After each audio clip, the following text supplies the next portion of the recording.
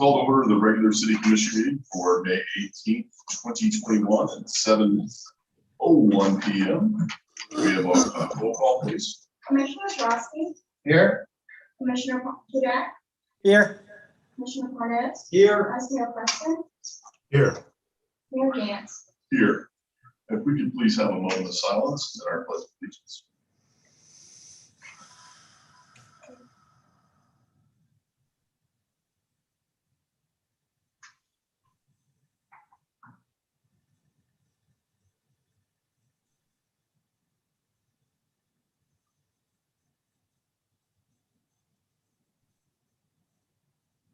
Pledge of allegiance to the flag of the United States of America and to the republic for which it stands, one nation, under God, indivisible, with liberty and justice for all. If we could have approval of the city commission meeting minutes for April 20th, 2021, and the special city commission meeting minutes from April 13th, 2021. Motion to approve. Second. We have a motion from Vice Mayor Preston, second by Commissioner Hudak. All in favor say aye. Aye. Those opposed? Okay. Acknowledgement of our city board meeting minutes for the community appearance board meeting of April 14th, 2021, the planning and zoning board meeting minutes of April 1st, 2021, and the African American Heritage Board meeting minutes from April 5th and April 21st of 2021. Motion to approve. Second. Motion by the Vice Mayor, second by Commissioner Hudak. All in favor say aye. Aye. Those opposed? The approval of our city commission agenda for tonight of May 18th, 2021. Motion to approve. Second. Motion for Commissioner Hudak, second by Vice Mayor. All in favor say aye. Aye. Madam Clerk. Motion to provide comments during tonight's meeting. 3 minutes will be provided. However, 1 additional minute can be granted by the advance. For those connected online via Zoom video, you must first cover your mouse at the bottom of the computer screen and click the participants tab. On the right, a button marked Raise Hand will appear. Once you click that button, you will be recognized by the profile name and your audio will become muted. For anyone connected via mobile device or landline, simply dial *9 to raise your hand. You will be recognized by the last 3 digits of your phone number, and you must dial *6 to be unmuted. These instructions have also been sent to the chat feature in Zoom. Thank you very much. Our first item is a proclamation to be presented to the Redemption Baptist Church in recognition of Haitian Flag Day. Today, on May 18th, is officially Haitian Flag Day. The Republic of Haiti declared itself a free and independent nation on January 1st, 1804, after 13 years of revolution and war. Originally sown on May 18, 1803 by Catherine Villon, with guidance from her godfather, Haitian revolutionary leader Jean-Jacques Dessalines, the Haitian flag is a source of pride for Haitians worldwide, and its annual commemorations the most esteemed tradition. The colors in the flag, blue on top, which represents Haiti's black and mixed race people, red underneath, which symbolizes their blood, and the coat of arms of the Republic placed in the center on a white squared portion includes the country's coat of arms and the phrase, "Through unity, we find strength," by way of translation. Haitian Flag Day commemorates and remembers the sacrifices of the brave men and women who fought to provide Haiti a cherished gift of freedom and to extend to the rest of the nations wishing to reach the ideals of liberty, equality, and fraternity. But they do so by celebrating this cherished symbol every 18th day of May, everywhere around the world. Now, therefore, I, Bill Gantz, Mayor of the City of Deerfield Beach, Florida, in recognition thereof, do hereby proclaim May 18th, 2021 as Haitian Flag Day. We have Phoebe Francois here. Are you online?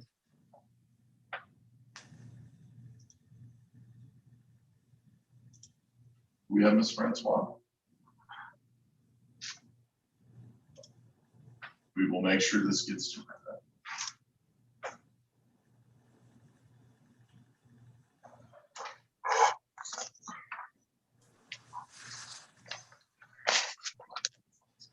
have our next is our quasi judicial hearings. But I understand that we have two guests that are on here to speak to us regarding our solid waste future here and solid waste working group. And I believe they're on right now. We can move things up to, if the commission is all right with that, we can move them up while we have them online so that they're going from meeting to meeting. I believe it's Commissioner Beam Fur and Mayor Greg Ross from the City of Cooper City. Commissioner, are we all right with that, moving this up? Motion to approve. Thank you.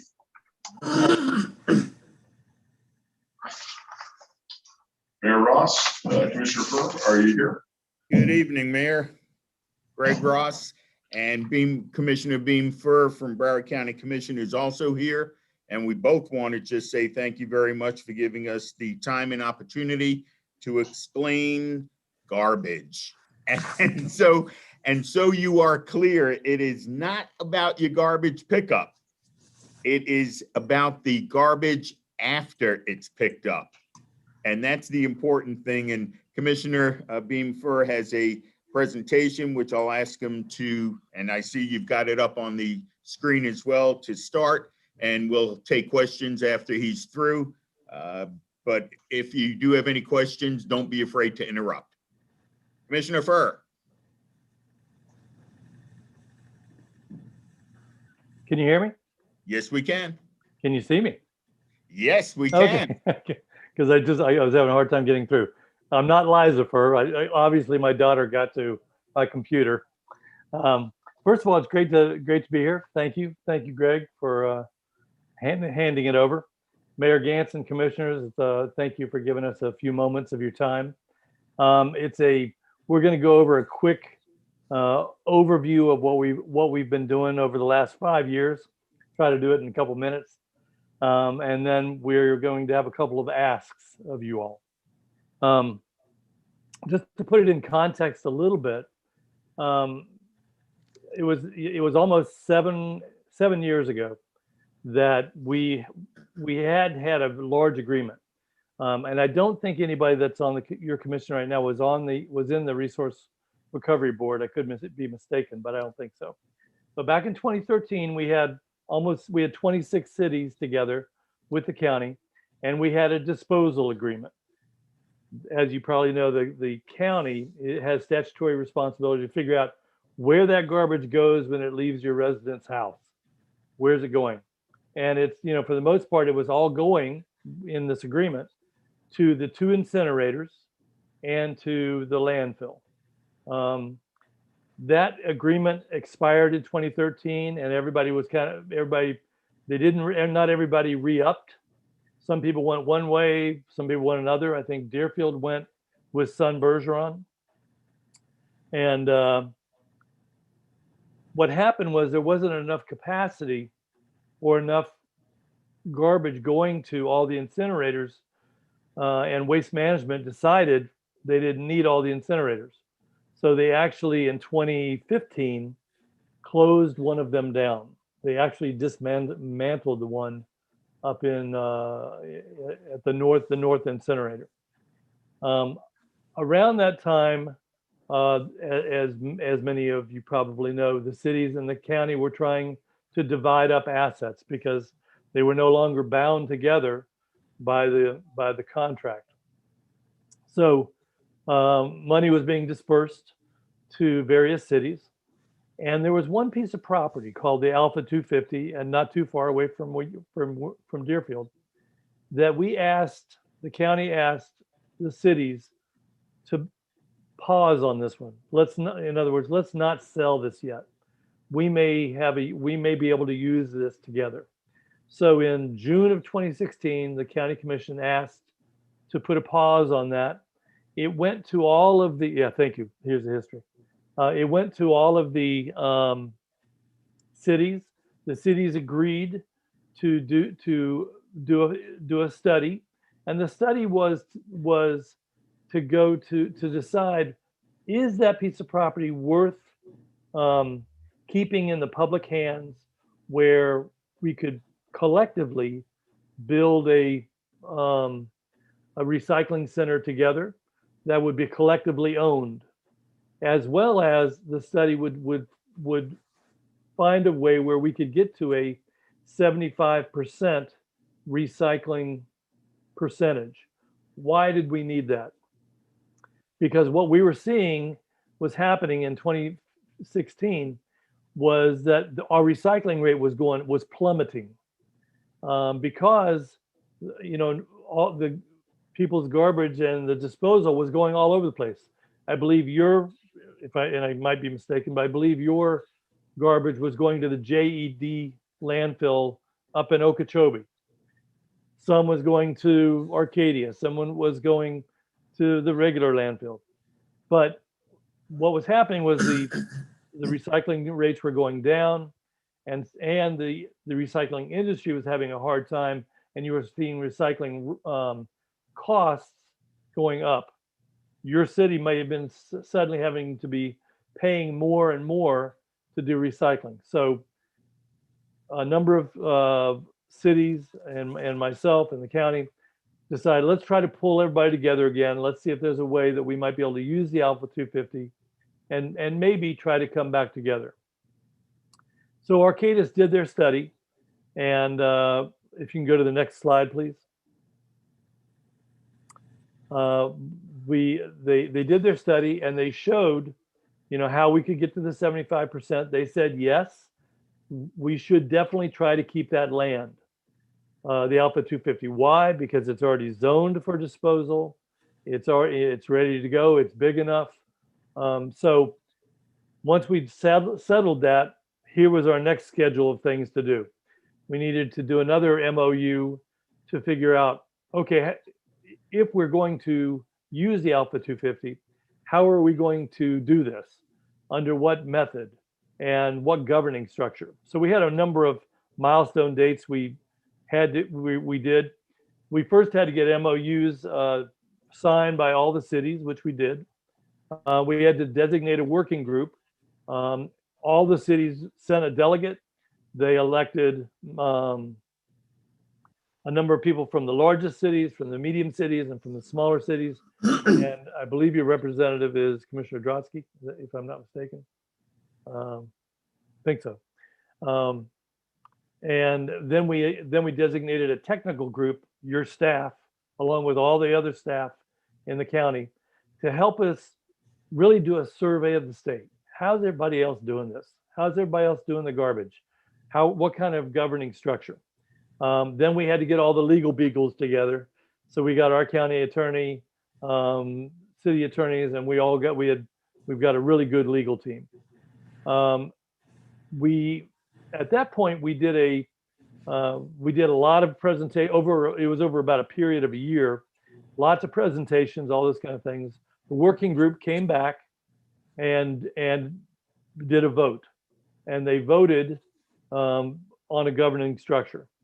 And then at that point we were going to go back out, and I was going to speak to the county commission. Greg and the other city commissioners were going to speak to all the delegates from the cities. We did that over just the last couple of months. Next slide, please. So that's where we're at. I want to backtrack for 1 second, because I want you to know where some of the things that are happening and are important at the same time. So maybe we could talk a little bit more about what can be done, because the roadway is like really weird. Do I hear Tom good? Should I keep going? Yes, please do. Okay. Here's the things that are urgent right now is the renewal for the disposal agreement. And that is the agreement that the county has with Wheelabrator, that's the incinerator in the south part of the county, and with Waste Management with the landfill and their arrangements with other landfills. You'll notice the second renewal term is due.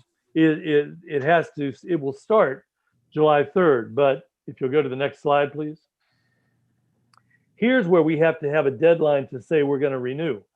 January 15th of 2022. That's not that many months from now. So what we have to do is we have a couple of preconditions to be able to renew this contract. Next slide, please. We have to guarantee that we're going to send them 500,000 tons of garbage a year. And we have to do that by January of 2022. Now, it says at least 500 tons, 500,000 tons. Ideally, we really would like to bring all the cities together. Why? Because then we have more negotiating power. Because it's really not enough just to renew this. The fact of the matter is, because we're down to one incinerator, and I'm going to show you in a few minutes why we're in a bit of a pickle. Once that other incinerator was dismantled, it put us in a bind, and I'll show you in just a minute. Next slide, please. Here's the need. Here's what's going. 2013 is when that contract with all the cities, the RB, dissolved. In 2013, we had 3.2 million tons of garbage collectively. You'll see that our recycling rate was up by 46%. We were landfilling about 1.2 million, and about 38% of our garbage was being landfilled. Fast forward to 2019, and suddenly we have almost 4 million tons of garbage.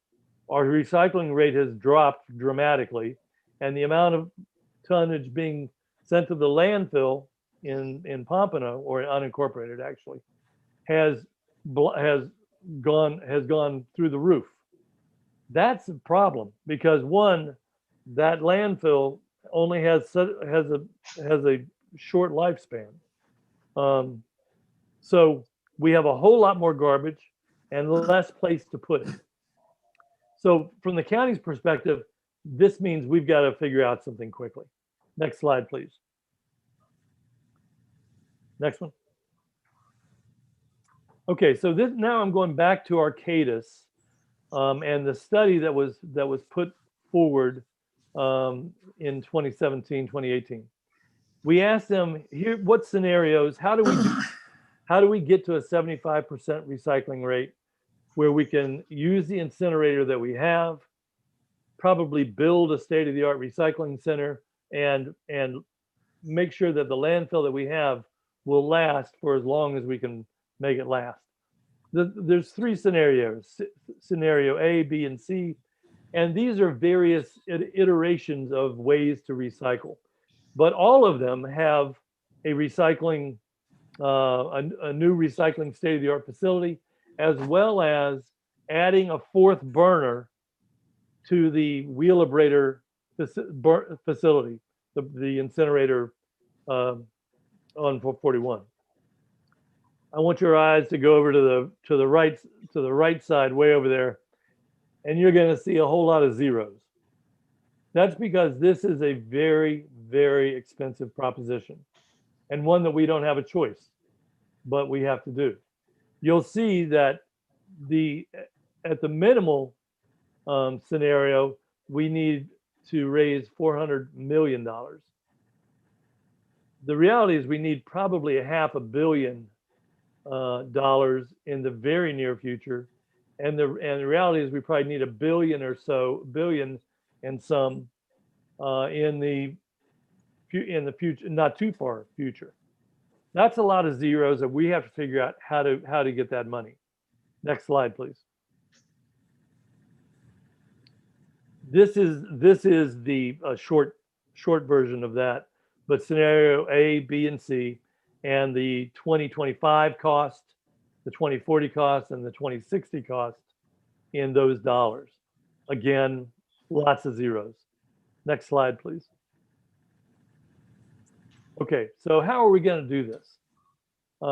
First of all, we have to decide what kind of governing structure, if all the cities were going to come back together, what kind of governing structure makes the most sense and that everybody feels the most comfortable in.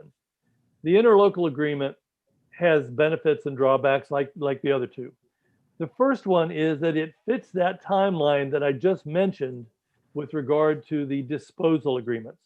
We can do an interlocal agreement very quickly, just like we've done our MOU agreements very quickly. Another benefit is it's local control. It's your city, it's the cities in Broward County and the county working together to decide what's the tipping fee, what are we going to build, what structures, all those kind of things. And we have the flexibility in structures and composition, and we can levy assessments. We can't do an ad valorem assessment, but we can do a special assessment. And there's no restrictions on that. What's the drawback? The drawback is in any interlocal agreement or the development of one, is you have to trust each other. You have to work with each other, and you have to communicate. It's 31 cities. It's a lot of cities and the county. So there's a lot of, that's a lot to bring together. That's a lot of cats to herd. But what I will say that this whole process does make me optimistic in it. I've seen a lot of very good collaboration so far. Another drawback is there's really not many examples of this in Florida, of having such a large interlocal agreement that we would have. So you've got a few examples, but it's usually for very small counties that really don't, they actually do interlocal agreements between like 3 and 4 counties because they have so few people in their counties. They have to bring more people in. So they have to do an interlocal agreement. Another drawback is we can't actually levy taxes. Can't do an ad valorem, but we can, like I said, you can levy assessments. And then probably the last one, which is a real drawback, is that not every city has to join. Not every city is required to join. Cities could decide not to. And then that means that, other cities would probably have to, their assessments would go higher. Okay, next slide. Another potential governing structure would be a dependent solid waste district. This is one that it kind of is much like what Palm Beach does. Again, the benefits are it meets the criteria in terms of timeline. We can do this fairly quickly. It can raise money quickly. It has local control. There's nobody from outside of Broward County determining how what kind of fee structures you're doing, what's going to be built. You've got flexibility in structure and composition, and it can levy assessments. And you can actually levy taxes, I believe. The drawback on this for the county is that it would work as against the 10 mil cap. As you all probably know, Broward County is around 5.3 in mills. If we were raising mills, we would have to subtract whatever mills we did from our amount that we're allowed to go up. So it would, it put us a little bit, it squeezed us as a county a little bit. The other downside from the city's point of view is it does require the cities or the entity, the district, to be dependent to the county in one of 3 criteria. The county has to approve either the membership, the budget, or it has to serve as a governing body. So it's not as pure an independent district as the interlocal agreement, because the county would have a little bit more thumb on the scale, so to speak. There's also a potential issue with dual office holding. Somehow Palm Beach does it, but I don't know how they do it. Next slide, please. The other form of self-governing would have been to go to the state legislature and ask for us to create an independent solid waste district. This would not meet the timeline. This would probably take 2 or 3 or years if it would ever get done, because we have heard from many state legislators that there's not an interest in this. The flexibility is in terms of composition to a point. We could probably dictate who would be on it. The concern is that the state, because it's a state district, could always kind of change that. And we just saw some changing happening in other districts, hospital districts and things like that, that they changed the composition. So that's a little worrisome. They are able to levy appropriate assessments, and this would be an independent ad valorem tax, wouldn't work against the county, absolutely independent, and they can tax as much as they want. And the other benefit is all cities would be required to participate. So regardless of how a city felt about it, if that was passed, every city would be involved. The drawback is that you really would probably lose some local control on this, both from the county level and the city level. The state would have a little bit more to say on matters. Again, the longest timeline, given the fact that we're trying to do this renewal within 7 or 8 months, that's not a good thing. And like I said, possible interference from state and other parties. I will tell you, I brought this. Oh, and let me go back to, next slide, please. Let me go back to what had happened when the working group met and first voted. They first voted to go with the independent district. I went and spoke to the county commission and let them.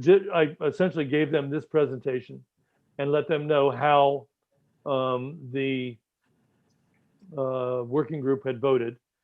As you probably know, within the county, in the county commission, there are 3 former state legislators, 2 senators and a state rep, and they really were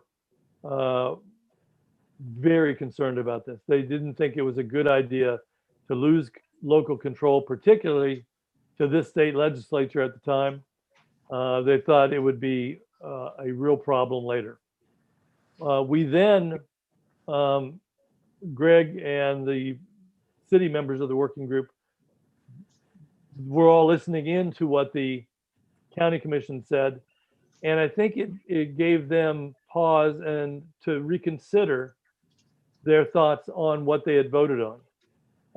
They actually, at first they had done the same presentation to all the city reps, and they, and then talked about what the concerns were. And even at that meeting, there were concerns about losing local control, et cetera. So the working group has had a number of meetings over the last month.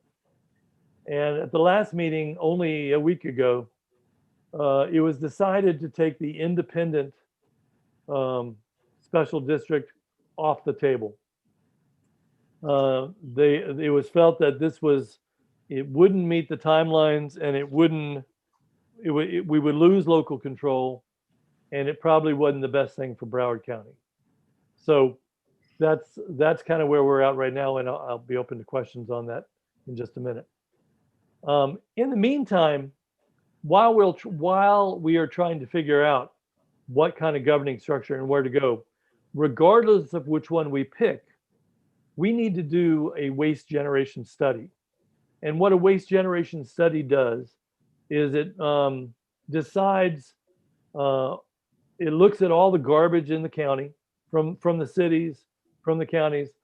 It looks at all the residential portfolios and all the commercial portfolios, and it looks at tonnage, and it decides how much each residential portfolio should pay if there's an assessment, and how much each commercial, based on square footage, how big the commercial is, how much they should pay. So we have to do that. Regardless of what, how we go forward in terms of governing structure, we have to do a waste generation study. So the working group has decided to go forward on this. At first, they were thinking, oh, let me backtrack a minute. The waste generation study will probably cost over $1 million, and it will probably take a year or two to do. This is a long, comprehensive journey, both expensive but comprehensive. And we have to figure out what's a fair way of paying for this. And we talked about doing it by population. The county was thrilled with that idea because we have very few people in unincorporated, and we'd only have to pay 1%. So we love that idea. The rest of the working group nudged me a little bit and asked if I could get the county to pay for a little bit more. I did bring this to the county commission 2 weeks ago, and the county commission agreed to pay for up to 50% of the study, with the remainder, the cities would determine how to split that. Next, I think that's the last slide. Any more? Oh, this is an example of how Palm Beach does it. You can see for single family, their assessment for every single family is $173. That's per year. Now, if I'm, remember, this would be taking care of your tipping fees that you're paying now. You have a hauler, and I don't know who you all have. I'm not sure who you guys have. But within your contract, you're paying, you're kind of paying forward some tipping fees. Well, this would be taking care of that. So what should happen is your disposal rate that you're charging your residents should go down, but this will go up. The net is going to be more expensive. I'm not going to kid anybody. The net is going to be more expensive than the savings. But to pay for all those zeros that we looked at earlier, this is the way that it gets done. You can see on the commercial side, depending on if you're a low generator or a high generator of commercial property, you are assessed differently. Likewise for agriculture, and you can see what they are. The tipping fees that they are charging right now is equal to what we're charging in Broward County right now. So I think that's the last slide. So where we're at is we are coming to you to let you know we need about both the waste generation study and where we're going, what we're doing in terms of trying to figure out the government structure. I'm gonna hand it back over to Greg because I've been talking too much. But fill in the blanks there, Greg. Not a problem. The governance is up right now. As Beam said, the vote for the working group, which I think is important that was a 6-3 vote originally in favor of the independent district. So it was 2/3 of the working group. But when it came back, it was a 6-2 vote to take it off. We had reevaluated. We all spoke with our elected officials in the state legislature. We spoke with lobbyists who are well respected, and it just did not seem right to go forward with that, albeit the study that we had paid for through Arcadis had in fact recommended the independent district. Be that as it may, tonight we're looking for a pledge for your garbage so that we can literally talk with Wheelabrator, and that's in the works right now, so that the more garbage we have, the lower tonnage rate there will be. And Wheelabrator is open to that. Commissioner Furs indicated 500,000 pounds is what we need. We actually can go up higher if all 31 cities join us, and the higher the tonnage, the less it costs. Last night we did a presentation to Lauderhill, and one of the council members had come up with a saying which may be biblical, I believe, but many hands make the load lighter. And that is true when it comes to garbage. If we are all one Broward, we will all benefit from this. And so we're looking for your approval in essence. And I think consensus, and I'm believe it's fair to say that the working group consensus was that we would, for the waste generation study, go with population because that's most fair to all cities. And instead of doing it just dividing by 31, I think the smaller cities would object to that. Bigger cities would love it. And the middle ground, if you will, wouldn't be hurt either direction. So being fair, population was it. Someone even suggested tonnage, and tonnage is inaccurate, period. So no one agreed to that. Having said that, we are looking now for your questions so that you fully understand where we are up to date. We are meeting regularly. We are meeting more often than regularly because we want to get this right. And communication is everything. So that's why we're here tonight. If you have any questions, we would like to hear them. And Greg, let me add one more thing. I'm sorry, Sure. Mayor, if it's okay. We have not decided yet on signing on with Arcadis. We're looking at what price they are going to are interested in charging us. We're going to try to make sure we get the best deal. And so our county manager has a scope and sequence, is going to try to figure that out. Obviously, we don't have a number for you yet. We would have to come back and ask to amend the MOU that you are already a party to. And we're hoping to do that in the very, very near future. We're hoping to try to wrap all this up before everybody has summer recess. And with that, we're open to questions. Thank you. I have a few points. Is this essentially going to be a reconvening and a restructuring of a resource recovery board like we had in the past? I would say it's a major difference. And the reason I think it's a major difference, at least if I'm looking at it from the city point of view, I was on the RB as a Hollywood City Commissioner, and it always felt a little bit more county run. Honestly, this one, the county has very little garbage. Our unincorporated area is less than 1%. This is really an effort to help cities control their own destiny in an interlocal agreement, and without. Let me back up for a second. The reason the county had to have a little bit more say in that is that there was a contract with Wheelabrator, with Waste Management, and there was kind of a stopgap there with bonds and those kind of things that the county was the stopgap. That wouldn't be the case here. The cities would collectively own all of the, like if we built a recycling center, you all own it together, not the county. The cities together would own it outright. And so you would be deciding collectively as cities, and with a county rep, obviously, but you would be deciding tipping fees.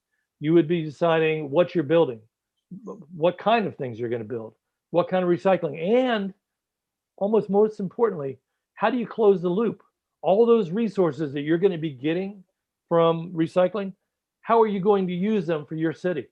How are you going to turn that stuff into plastic, wood, and turn it into picnic tables for all your parks, for all your beaches and all those kind of things, seawalls, all those kind of things that your city could use? Suddenly, you have access to all those resources. How do you close that loop and turn it into a way that generates jobs and resources for your city? It's at your it's at your beck and call, not the county's. And Mayor, might I just add one thing, and that is the county, although they only have 1%, if you will, of the garbage and 1% of the people, they are statutorily obligated to do this. And that's why they are our partner in this. And that's how we view it. They are a partner. They've shown the good faith in putting up 50% for the waste generation study. And I suspect that as we move forward, they will play an integral part in the management and as a partnership to all 31. Here's mine. Having sat up here and gone through that, I've been here long enough to go through that. Bill, were you part of the RRB? No, I was not, but I do remember all the presentations we had, and we were sold on what a great deal it was by going with the new Resource Recovery Board offer that was presented to us. I think it brought our tipping fees down from 110 because we were part of it, and it was bringing it down to $75 per ton, and we were told what a phenomenal deal this was. And correct me if I'm wrong, I'm going strictly from memory. On the second time around, when it came to us, we had some different feelings because there wasn't a lot of trust, and it was definitely county run. There was a heavy hand in that for sure. And we were able to independently go out and get it less than $50 per ton. Now, we did that with Sun Bergeron. Magically, Waste Management was part of the Resource Recovery Board, have a hand in that. I believe that's where it was going to go. Suddenly, they were able to figure out that, wow, there's competition in the marketplace. We can magically lower our price from $75 tipping fee all the way down to, I think, a couple dollars per ton below what was being offered by Sun Bergeron. Now, that left a really bad taste in my mouth. Now, I also believe, I hope my memory is incorrect, but I believe it was the county that squandered some key property that would have, that really was short-sighted, that had us lose out on some of these opportunities in some key places where we could have taken our trash. And I believe that the second incinerator was part of that. And I could be wrong in that, but here's what ended up coming back around. Sun Bergeron, the Sun side of it, decides to do a deal with Waste Management. They go off. It ends our recycling. It ends a lot of the benefits that we were getting from the deal that we had. And quite frankly, it all ends up coming around to really what I feel is a heavy-handed approach in a limited marketplace. It doesn't help the residents of Broward County, and it really puts a lot of money in other people's pockets. And I feel very differently about the leadership on the county, and the cities that are involved. Knowing both of you and work independently with both of you on projects, I have a lot of faith in you on this, but I am hesitant and concerned getting into this type of deal because I just remember what a bad deal it was and how we were sold a bill of goods that really wasn't in the best interest for our residents back in the day. So I know it's a new day, and it's a new approach, and it's a new opportunity. I don't want to squander that, but just know that I have some hesitation because of past history. You're not alone in your concerns. I was just going to say that, and that's understandable, and literally was addressed, and that's where it really does matter. It was addressed in one of our meetings with the county commissioners, who acknowledged that there's a lack of trust, and the acknowledgement alone says we have to do better. And I think with what we have learned through the RRB failure is the fact that we do need to trust more, but better than trust, we need to have everything down in writing and foresee what needs to be in writing. And we wouldn't make the same mistakes as we did with the RRB, and there are few mistakes left to be made. Having said that, we can address them beforehand. And I do believe, and while Commissioner Furr may not be here for the next 50 or 75 years, I'm sure I'm not going to be, but it is something that if we have it in writing and it rolls like it should, then we've done a great service for not only my city, Cooper City, a small one, but for all 31 cities and the county as well. So your hesitancy is clearly understood and acknowledged. Thank you very much. I appreciate that. Commissioner Hudak? Thank you, Mr. Mayor. I do appreciate the presentation. I think it's important that we have this foresight. We are running out of time. You showed the graph with regards to how much the trash has just about doubled in the last 15 years. The recycling world has changed, though. 5 years ago, we were getting money for our recycling. Now it's costing us recycling so much to the point that we have had to suspend our recycling program due to contamination levels, due to the low cost of our recycler could not find places to have it purchased. So that's a challenge that we have to look at. Waste management now, we've got a facility in unincorporated right next to our border that they had a waste to energy facility there. And now, not only do they want to not retrofit it, but they want to try to change the zoning so that it goes away. So all of these things challenge all of our cities. And I think it is important that we work together to come to a solution because, yeah, 10, 20 years from now, we're all going to be caught by the short hairs.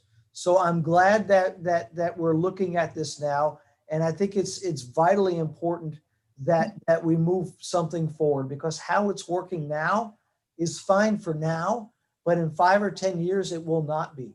And I'm glad you guys are looking at this because it is vitally important that we do something, not just for us, like you say, in 50 years, we're not going to be here, but for our kids who are living here and for our grandkids who are living here. But you're right. There were some challenges with the last agreement, and the city's got the short end of the stick. So I think it's extremely important that we have our I's dotted and our T's crossed as we move forward. Thank you. Thank you, Commissioner Hudak, I'd like to. I'm sorry, Commissioner Ford, go right ahead. Okay, thanks. You're correct with regard to what was happening with recycling industry. It definitely took a nosedive. But if I get a daily feed from recycling, a couple different the industry newspapers and everything, you're seeing a definite tilt going back up, and for some of the reasons, because they are looking at both what's going to be happening with infrastructure and those kind of things. They are going to be using those metals. They're going to use that glass in roads. They're going to be using that plastic. They're going to be using all those things. So they're going to be looking for resources, and we're going to have them.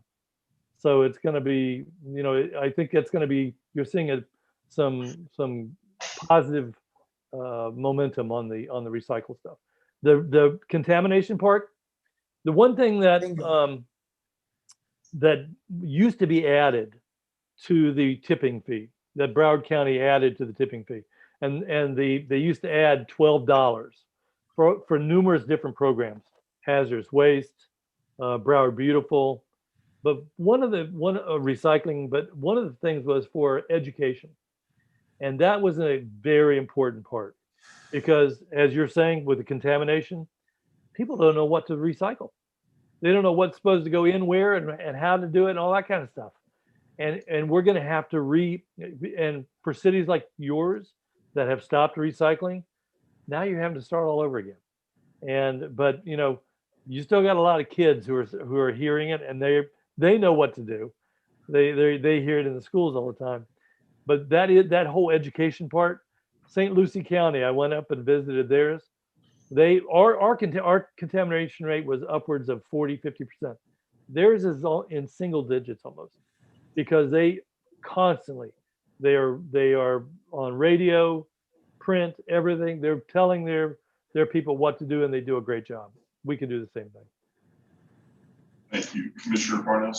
Yeah, a couple of questions. You said we may lose autonomy as far as who's going to regulate it. The state, the county's going to come in.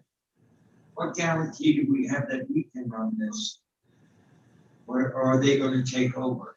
We have something in writing that guarantees our autonomy on this project? If you're talking the ILA, that's an agreement between the county and the cities. State really has no involvement. If you're talking the independent district, then the state does in fact have a certain control over it. And that's in essence why we took the independent district off the table. We originally thought it was best, candidly, because it required all 31 cities.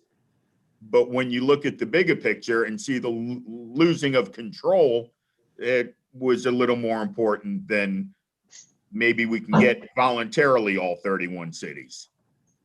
Bernie, my understanding on this is that this contract, One second. Commissioner first. I'm sorry. Sorry, Chair. Sorry, Mayor. No, go right ahead, Commissioner.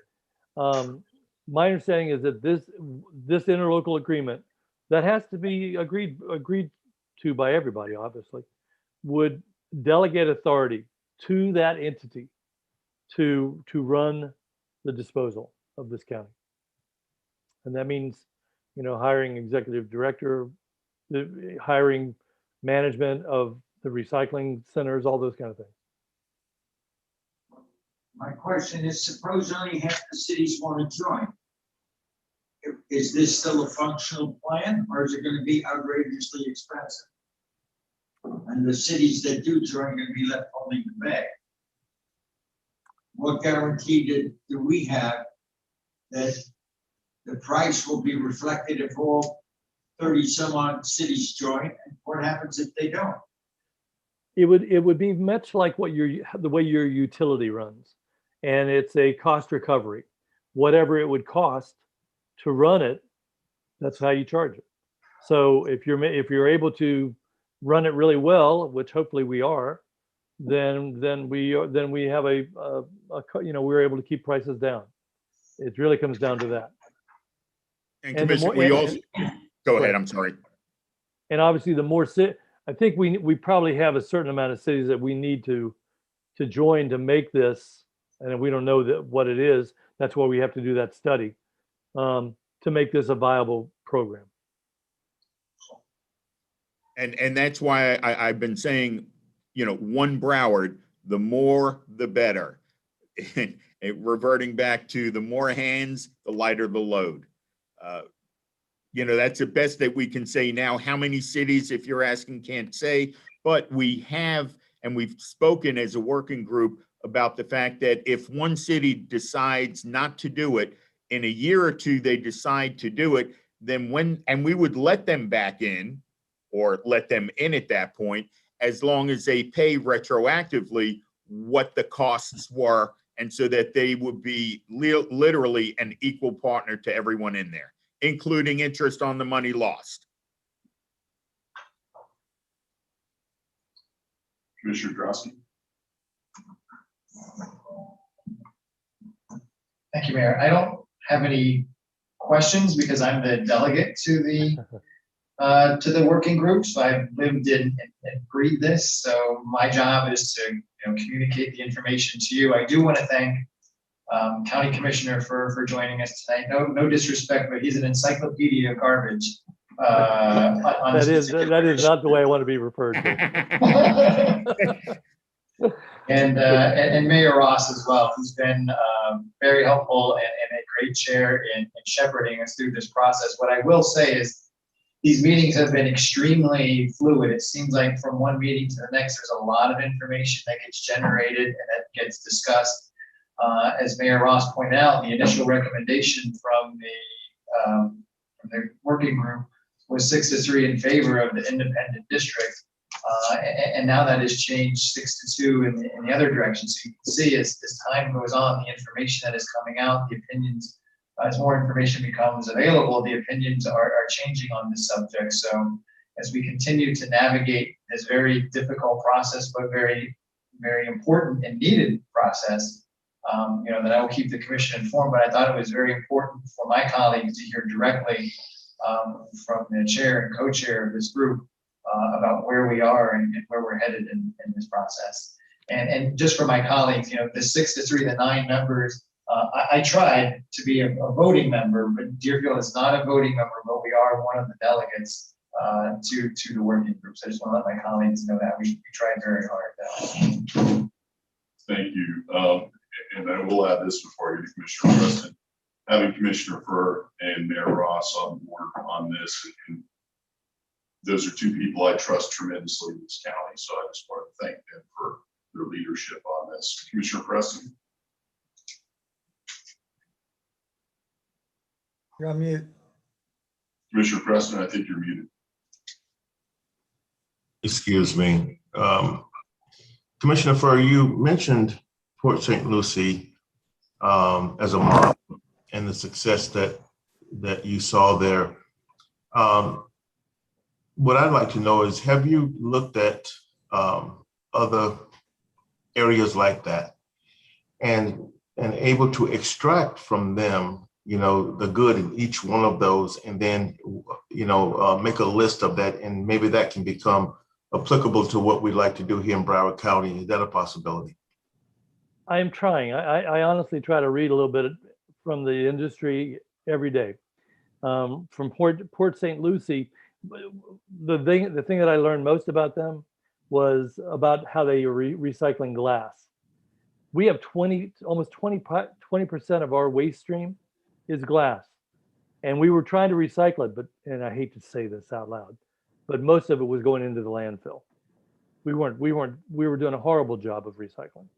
And that isn't fair to our residents who are trying hard to do that. Port St. Lucie bought a unbelievable glass recycling. And, we were told, that, you can't make any money off it. Well, St. Lucie, they can't even recycle enough of it. They're using it in roads. They're using it for sandblasting. They're using it for all kind of stuff.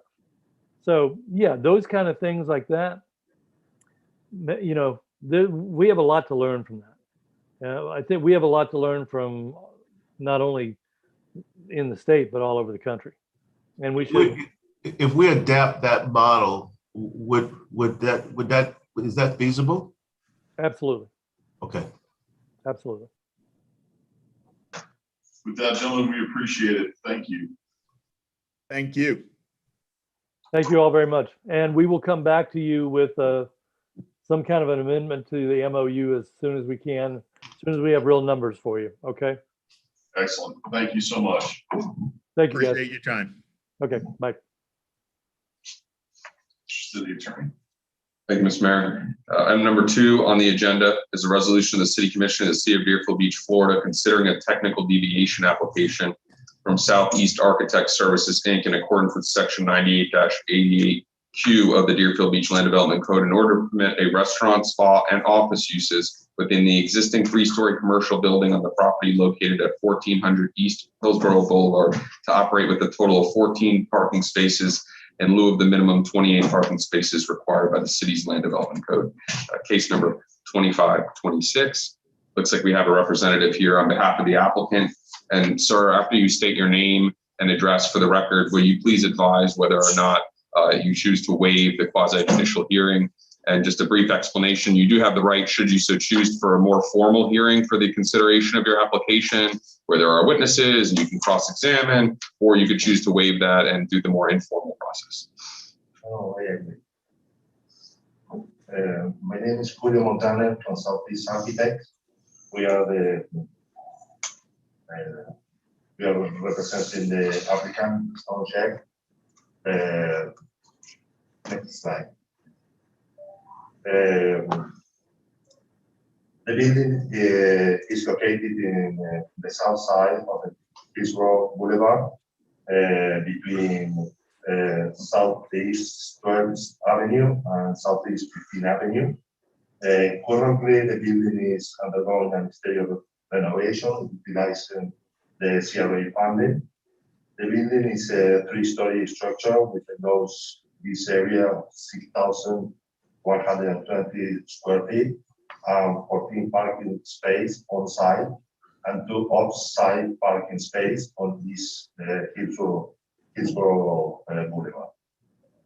The off-site parking is not applied to the parking count. Next slide, please.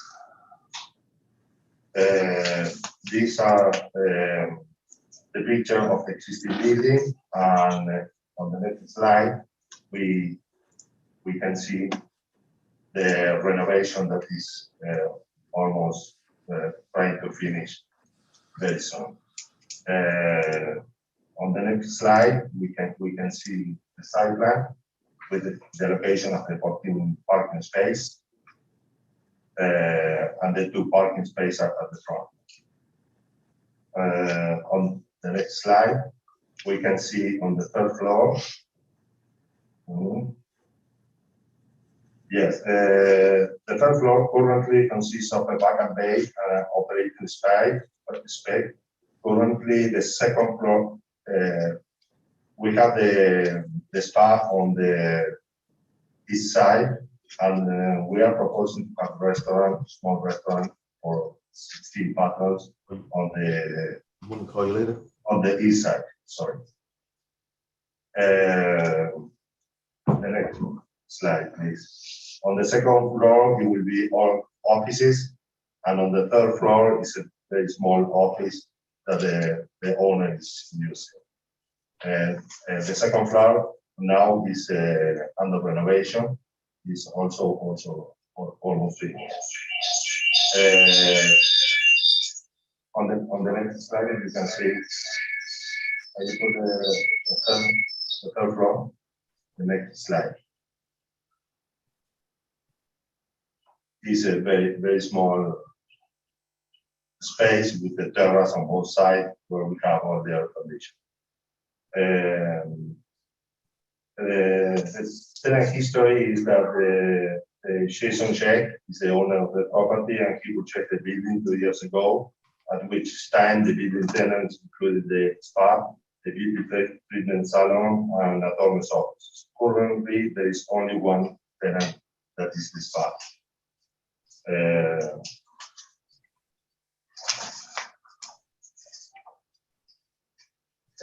In order to allow a reasonable use of the structure, we are proposing, in addition to the parking deviation for the spa, a shared parking approved specifying a specific hour of operation and agreeing to a restrictive covenant with the city relating to the hourly operation of the restaurant.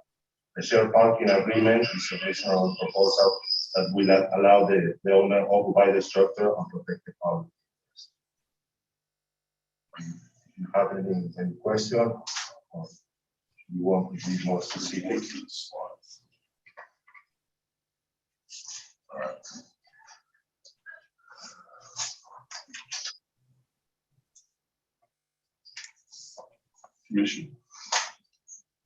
Commissioner Hudak? Thank you, Mr. Mayor. So basically what you're saying is you're looking for a variance with the parking because you're going to limit the hours of the restaurant's operations. Is that accurate? Yes, correct. Yeah, the restaurant will be open after 5 p.m. and on weekends after office hours. So and I guess this question would be for Eric Power. If the restaurant wasn't there, is there enough parking, or is there enough parking spaces? And is this a viable solution to the situation, Mr. Power?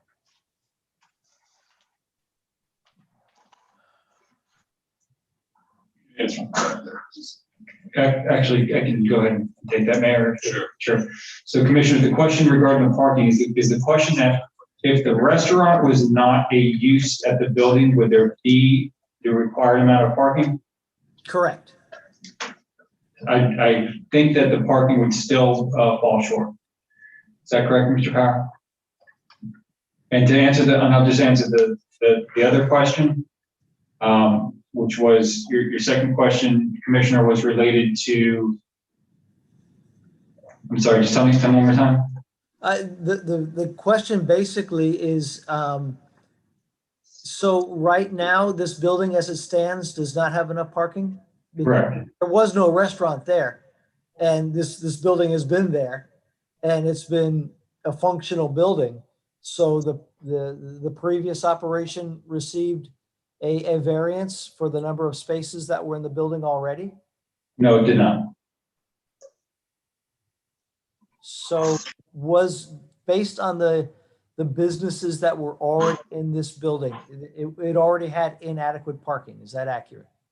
Eric Power, Director of Planning and Development Services. No, that is not accurate. The building is an office building, so it acts as an office, and the parking for office would be acceptable. What they're asking is to include additional use, which is a restaurant, Of course, a restaurant has a higher intensity than an office. And in order for them to meet that requirement, they are voluntarily enlisting into restricted covenant that would not allow the restaurant to open before 5 p.m. Monday through Friday, effectively acting as a shared parking agreement, so that the spaces that are in use for the office businesses, which be utilized normally Monday through Friday, 9 to 5, they're available for the offices. But when the people who work in those offices leave after 5 o'clock, those spaces are then available for the restaurant, for the weekends as well. So that's why it's shared parking. And that's what the technical deviation application is for. We're going to make that work. They're placing a restricted covenant to the restaurant that it cannot open before 5 p.m. Monday through Friday. So if that restaurant was just open 5 to 11, if it was just the restaurant, how many parking spaces would need to be there? The 14 parking spaces. Okay, so if there is enough parking spaces with the shared, this is a viable solution then with. It is a viable solution if the shared parking is accepted. Okay, that was my original question. Thank you very much, sir. Thank you, Commissioner Drosky. Thank you, Mayor. First, some housekeeping for the applicant. I heard you talking about the restrictive covenant at the end, but just to confirm, you agree to the restrictive covenant that's being proposed, correct? Yes, correct. Okay. Secondly, I want to point out, because the word variance was thrown out, this isn't a variance, this is a technical deviation. And there's a big difference, because when we talk about variances, and I should know because I talk about them a lot up here, it's with respect to a hardship. With the technical deviation, it's just a reduction in a request for a reduction in the parking requirement that doesn't have the same hardship requirement to it. It's a totally different standard, even though it sounds the same. In this particular instance, there's been major renovations to this building. There was a slide at the very beginning of the presentation. The owner's done a great job renovating the building, and adding this restaurant, I think, is only a benefit to the area. And with the restrictive covenant, I don't see any reason why we shouldn't approve it. So I'll be in favor when the time comes. Thank you, Commissioner Drosky. Vice Mayor Preston. That's pretty much my sentiment as well. I just wanted to make sure that I'm understanding this right. And basically what I'm hearing and from what I've read is that when one business is basically closing, another business is opening. So there really shouldn't be any type of conflict with the parking. Is that correct?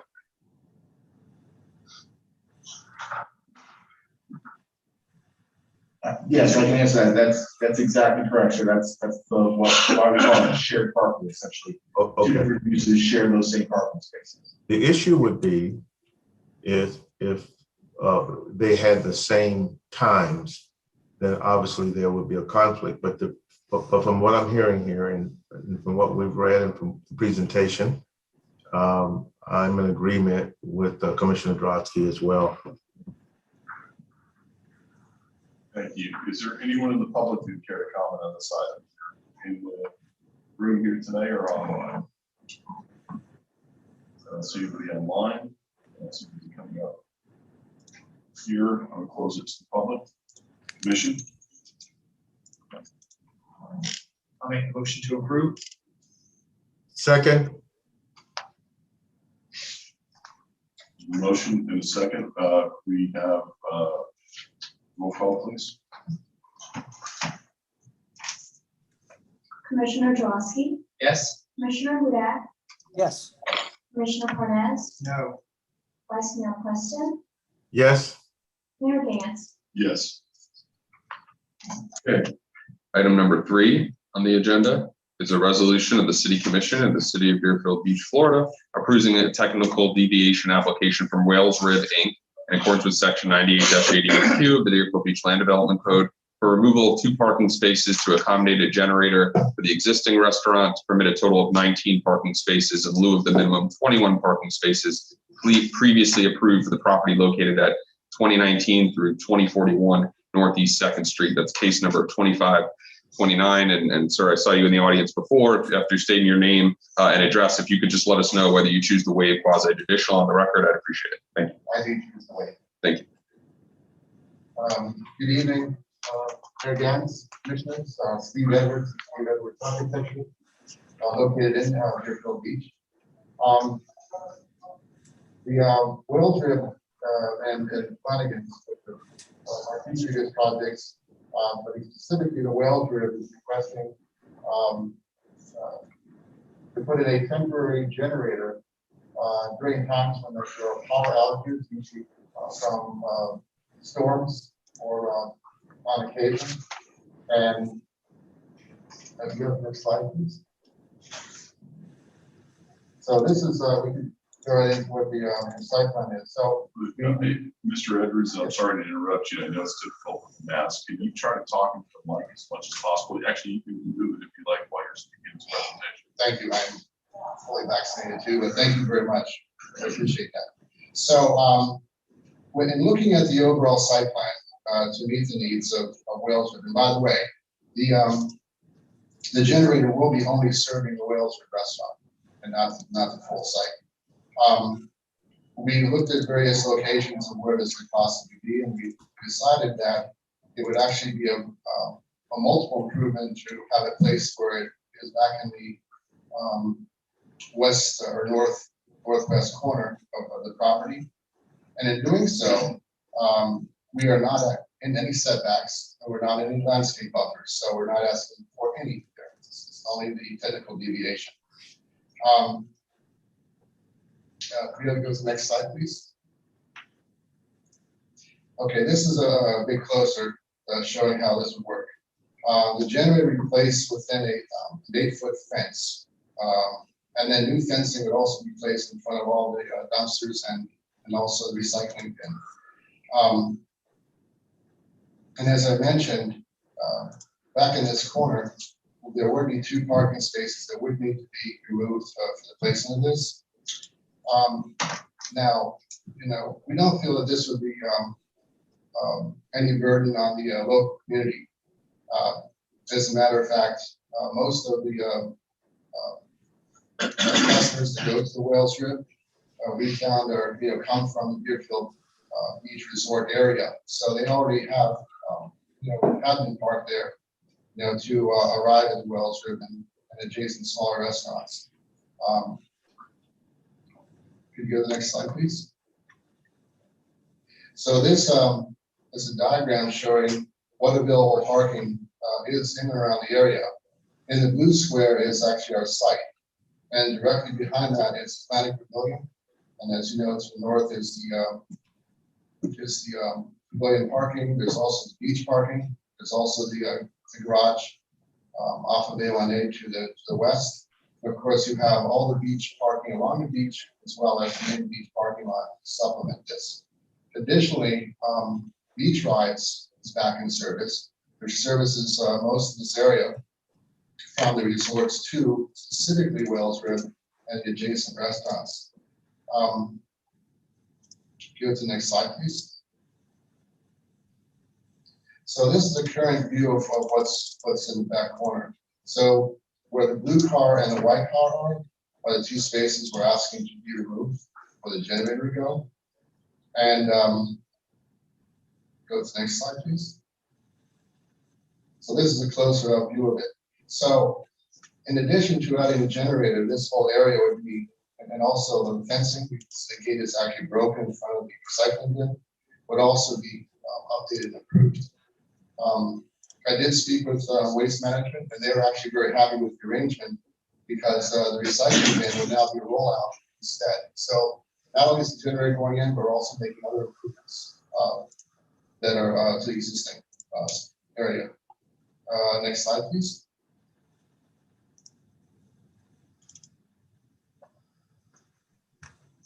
So this shows the other side where the existing fence would be removed and then replaced. Next one, please. So this is an overall view of the way it looks now and the condition of it, where as you can see on the generator would actually go in the back corner. The existing gumbo limbo tree would be preserved as well as all the other landscaping that's already there. So, next slide, please. So this is a rendering of the new fence, and what we're proposing to do is actually match up with the Wells River colors. So the city requested that this be a chain link fence because it's on the beach and subject to wind. So we were going to go with a white vinyl on the chain link itself, and then interlaced with the blue privacy slats that we slide in between. So that actually carries on the theme of the restaurant, which is blue and white. So in addition to that, Wales River also has the full-time parking attendant.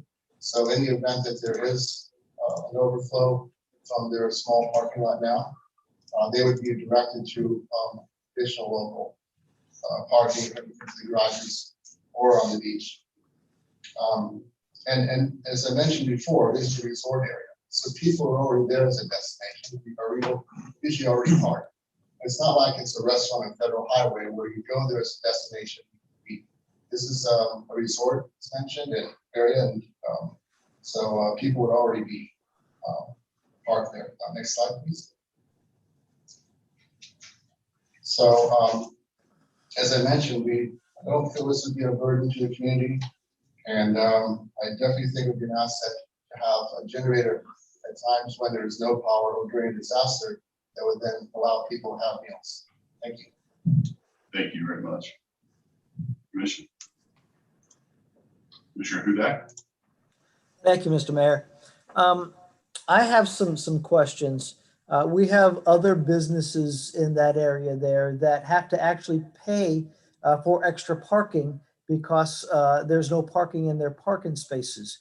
And they have those same, and you outlined different areas to park, including the new Kirk Cottrell Pavilion, which was very interesting to me. And there are much smaller restaurants that are required to pay the parking garage a fee in order to purchase parking spaces. And you seem to have much less parking spaces per square footage than they do. And now you're asking for 2 fewer parking spaces.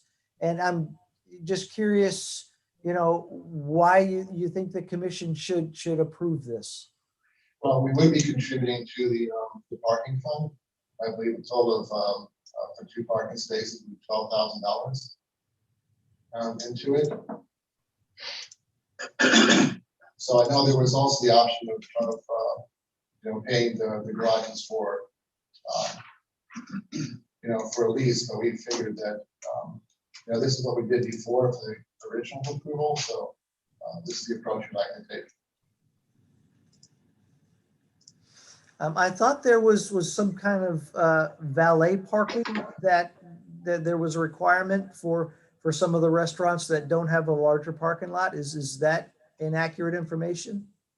Well, Flanagan's has a valet parking which trickles over and shared with Wellsrip up to the Atlantic Pavilion. Yes, so that is provided, but it's not officially part of Wellsrip, so it was not included. But it does. There is valet parking for that site. Thank you. Is there anyone from the public who cares? I'm not seeing any public. I'm going to close it to the public. Vice Mayor. I think that we always should be concerned when we're in a situation such as this. I certainly was concerned that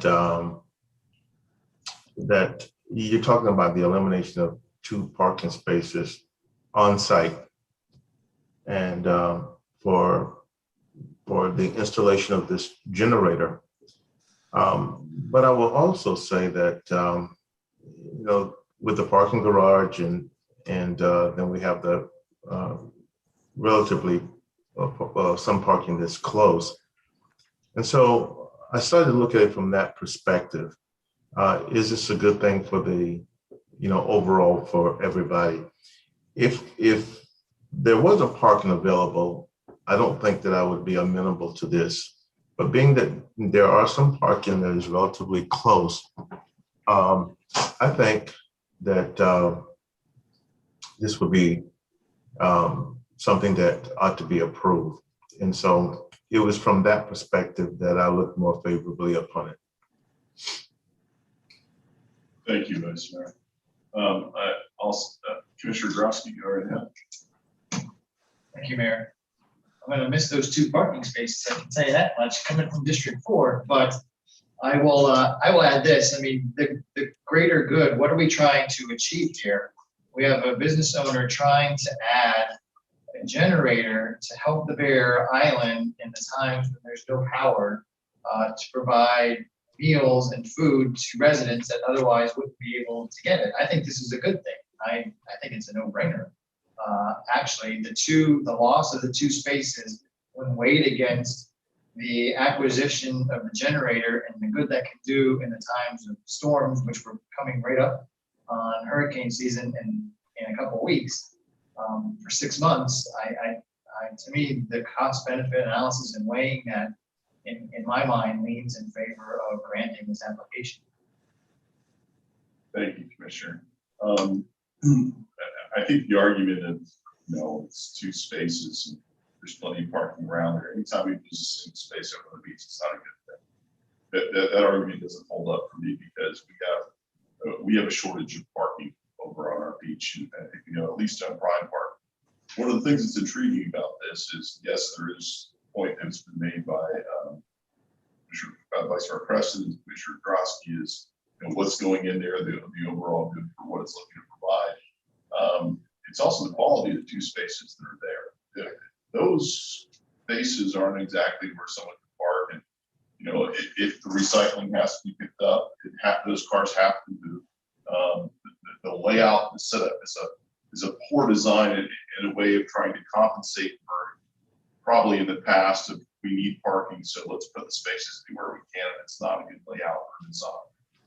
To me, looking at this, those loss of spaces is not what I would call losing a prime quality parking spot that doesn't currently have problems. So I'm willing to sacrifice that for the good and the benefit that's coming forward. You are paying into the parking fund. It is the city's fault that parking fund is as low as it is. Quite frankly, it should be higher, but that's not your fault. So you're paying into that. If you sign an agreement to go into the parking garage, that's telling me that parking garage has adequate spaces to cover you. So that means that people are going to be able to pull in there in either way. So you basically have an option to make that agreement or pay into the parking fund. You chose to pay the parking fund. Those are the 2 solutions that we have, I think, to offset this. Am I incorrect on that, Mr. Powell? That's correct, sir. Okay, so those are your 2 choices. You've chosen one of them, and that's your right. And I looking at this, I think this is something I can definitely support. Commissioner Hudak? Thank you. I understand and I agree that it is an improvement to the area. It's a benefit to the area.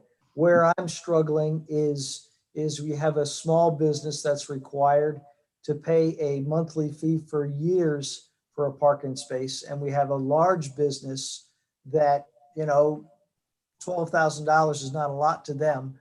And they don't have, the same requirement. And they all have the exact same parking areas.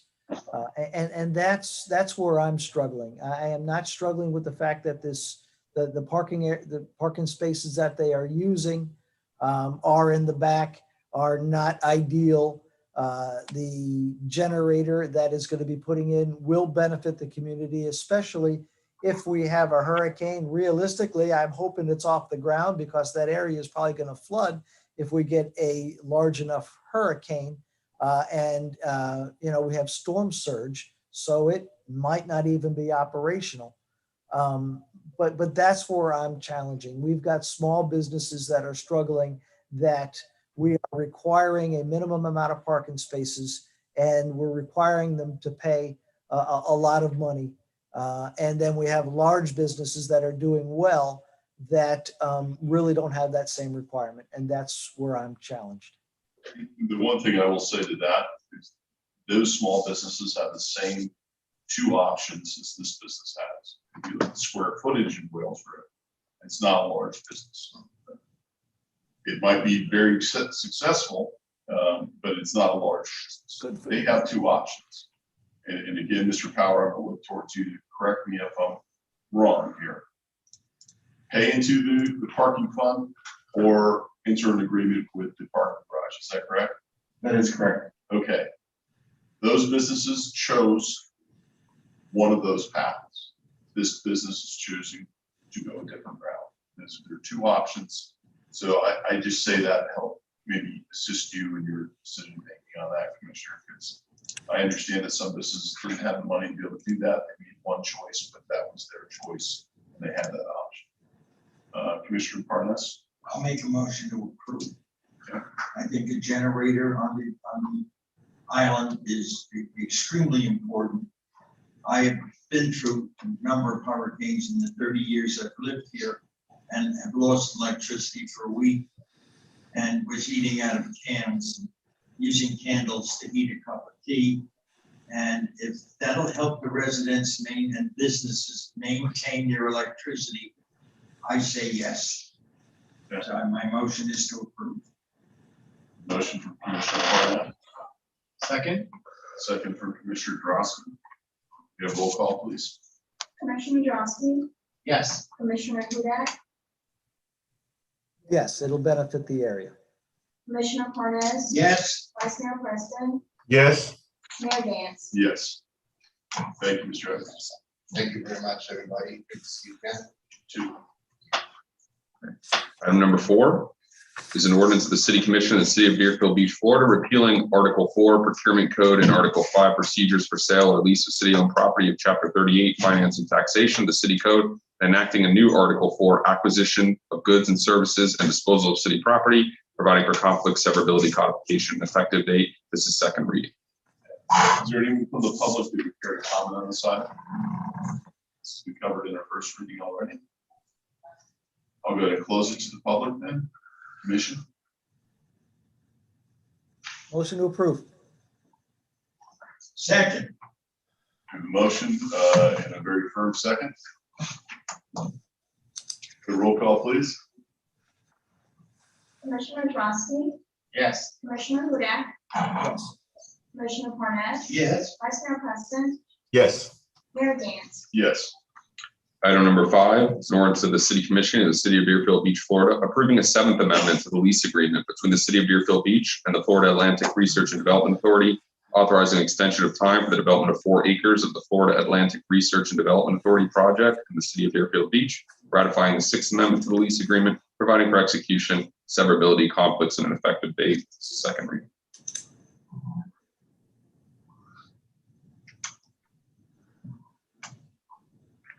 Is there anyone here for comments or presentation or spoken up on the first time? City Madam Clerk, you're waiting for me. Go right ahead. Pursuant to ordinance 2009-006, the City of Deerfield Beach Code of Ethics, Mr. Dennis Miller made the following checking contributions. To Brian Parnas, $500 on January 19, 2021. Commissioner Drosky, $500 December 23rd, 2020. And Commissioner Michael Hudak, $500 on February 5th, 2019. Thank you very much, Madam Clerk. Mr. Mealy, anything you'd like to add? Thank you, Mayor Dennis Mealy, 200 East Broward Boulevard, on behalf of the applicant. Everything is the same this evening as it was 2 weeks ago. The only additional item is we did confirm in writing our internship programs for the legal department and the construction trades. If you have any questions, I'll be happy to answer them. Thank you very much. Thank you. Commission? Motion to approve? We have a motion from the Vice Mayor, and I believe Commissioner Parnas, you'd like to speak also on this? Hey, I'd like to ask a question. Mr. Neely, how soon do they expect construction to start on the projects? So Commissioner, we produced a schedule where we will be immediately filing our site plans and our anticipated construction commencement date. Let me just look real quick. I have the schedule here. Our anticipated construction commencement date is in March of next year. Thank you. Is that a second? Yes. We have a motion and a second. We have roll call, please. Commissioner Drosky, Yes. Commissioner Hudak, Yes. Commissioner Morales. Yes. Vice Mayor Spencer, Yes. Mayor Dance. Yes. Okay, And sorry. my go ahead, Mayor. apologies. We did open to the public, close to the public on this item. We did not. I did not close it. Yeah, I thought you opened it. Okay. Mr. City Attorney, would we need to rectify that? Just go ahead and make sure that there's nobody that wants to speak. To clarify, I see you have a hand up. Yeah, Now. I do now after it. Yeah. Okay. All right, so let's just go ahead and open back up the item, and I don't think you closed the public hearing. I heard you open it. Yes, Ms. Clark Reed. You need to unmute yourself. There you go. Thank you, Mayor. Gwen Clark Reed, 1430 Southwest 6th Way. Mayor, as I heard in the last meeting with the presentation and with Mr. Mealy, I know from experience with this property that we have been talking to FAU for so long about what they're going to do.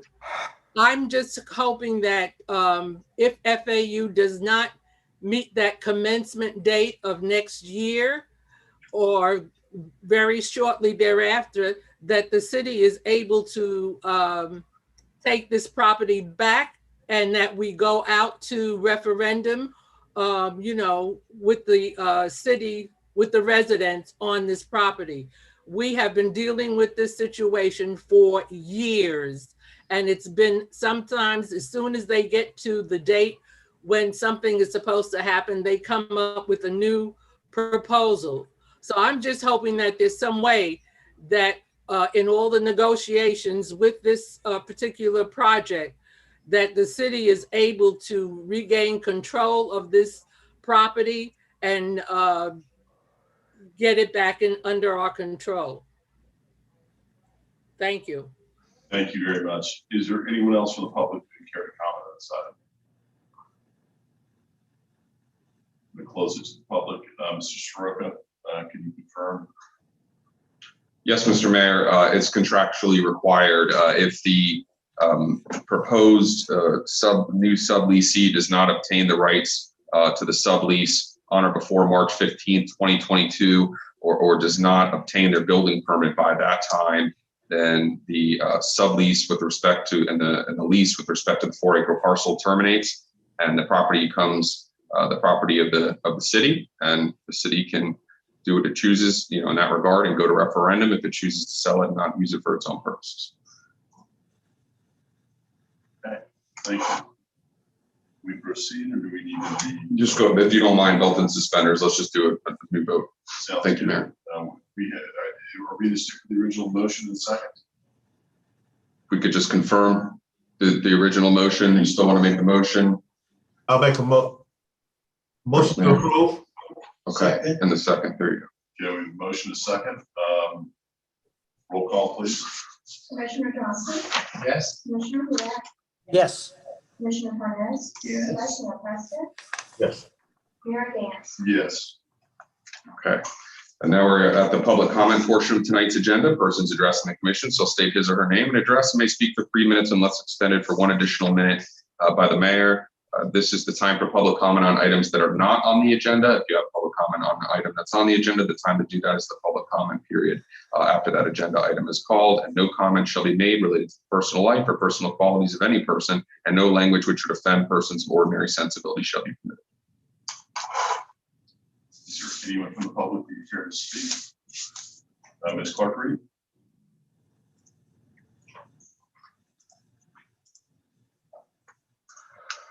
Thank you, Mayor. Gwen Clark Reed, 1430 Southwest 6th Way, Deerfield Beach. I just wanted to know, this item that was on the agenda, I know we're not supposed to speak about, but I did not hear any requests for public comment on the presentation that was previously made by Commissioner Furr and Mayor Ross. I'd just like to know, how would the public be able to comment on that presentation? The public can comment on that when it becomes before us for course of action. Thank you, Mayor. Thank you. Is there anyone else from the public who care to comment? Is anyone written in? Okay. With that, I'll close it to the public. Okay, we are now at the consent portion of tonight's agenda. Items 6 through 9 are listed on consent. Are there any polls from the consent items? Let's see, is there anyone from the public who care to comment on items 6, 7, 8, or 9?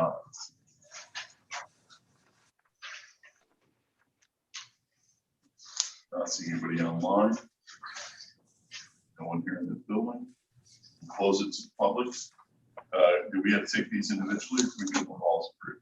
You can do it as a group, Mayor. That's the choice of the commission. All right.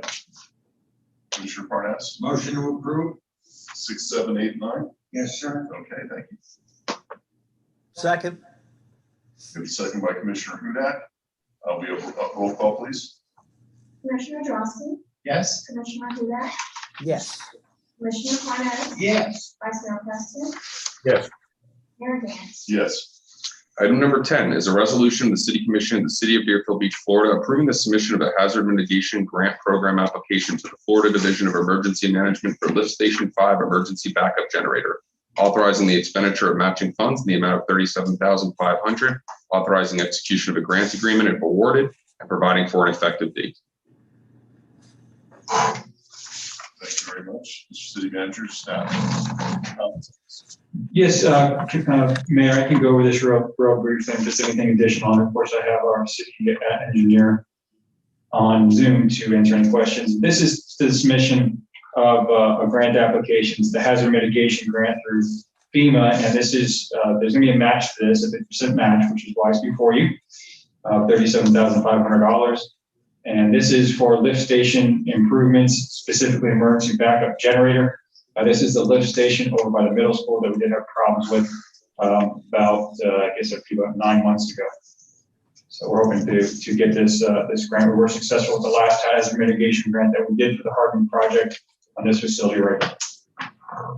Excellent, thank you. Is there anyone from the public who care to comment on this item? Not seeing any. I'm going to close it to the public. Okay, I'll close it to the public. Commission? Motion to approve. Second. We have a motion in a second. All in favor, or excuse me, we're going to do roll call this with the dollar amount associated. That's correct, Mayor. Commissioner Drosky, Yes? Commissioner Hudak, Yes. Commissioner Parnas, Yes. Vice Mayor Preston, Yes. Mayor Dance. Yes. Item number 11 is a resolution of the City Commission of the City of Deerfield Beach, Florida, approving the evaluation committee's ranking of proposals pursuant to request for proposal number 21-05-PC for design build construction for the Johnny L. Tigner Community Center, authorizing the city manager to commence contract negotiations and execute a contract with MBR Construction, Inc., the top-ranked general contractor firm, in an amount not to exceed $9,116,547.02, providing for conflict severability and an effective date. City Manager. Thank you, Mayor. For this item, we do have a staff presentation. Excellent. Good evening. This is Priscilla Sigelnik, City Engineer. Tonight, we're requesting City Commission approval of the Evaluation Committee's ranking for the Johnny L. Tigner Center. We have MBR on the line tonight and Walter Zachariah, the architect, and they're going to provide a brief presentation on their proposal. Excellent.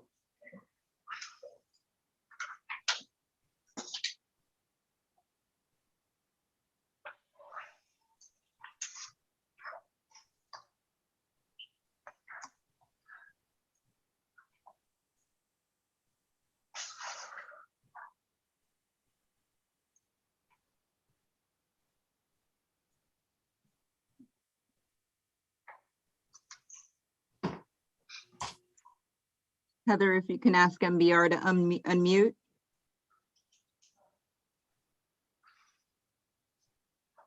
Looking forward to that being brief part.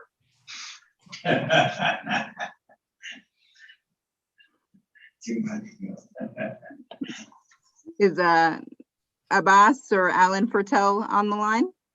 I'm on the line, Priscilla. Good evening. Excellent, thank you. Mike Boss, are you on the line?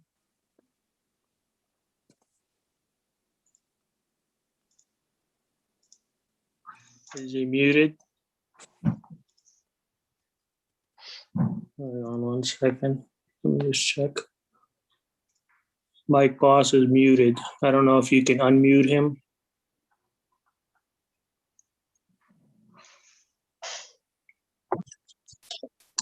Can you hear me now? Yes. Yes. There we are. Sorry about that, folks. That's okay. Computer glitch. Okay. Good evening. My name is Mike Boss. I own MBR Construction. Thank you for having us here this evening. I'm here with my design build partner, Abbas. I got on here before me. Way to go, Abbas. Thank you. Next slide, please. This is our design build team.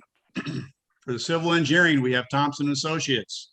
Landscape architect, we have Tammy from Kelvin Giordano. Abbas has got the lead as the architect. MEPs, we've got Delta G Engineering, and structural engineer, Saad El Haj. Next slide, please.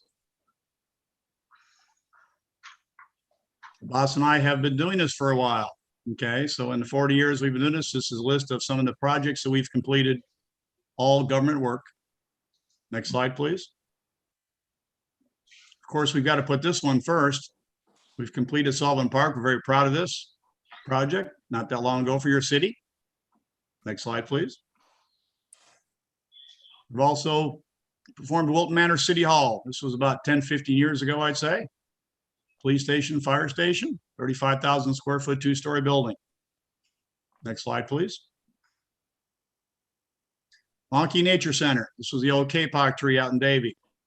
About 20,000 feet, $7 million project. Next slide, please.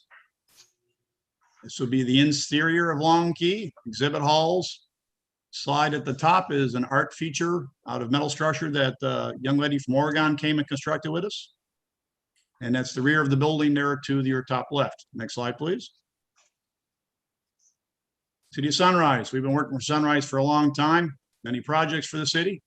It's one of the 20,000 square foot village multi-purpose buildings in the city. Next slide, please. Wellington Boys and Girls Club for the Village of Wellington, 23,000 square feet. Next slide, please. Boca Raton Airport Authority. We did their administration building about 5 years ago. Next slide, please. Pompano Beach, CRA, at a new community center. Next slide, please. And their Ollie Cultural Center for the city of Pompano as well. At this point, I'm going to hand it off to my partner, Boss. Good evening, Mayor, Commissioners. You can hear me? Yeah. Okay, great. Thank you. So here's a project we recently completed for the City of Sunrise. It was in addition to their Civic Center with a fitness center, multi-purpose spaces, game rooms, similar type activities that you're looking for at the Tigner sector. About $10 million project. Next slide, please.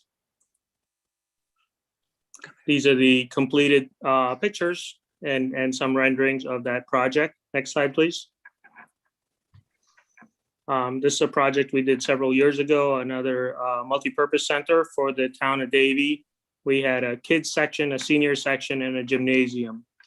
Next slide, please.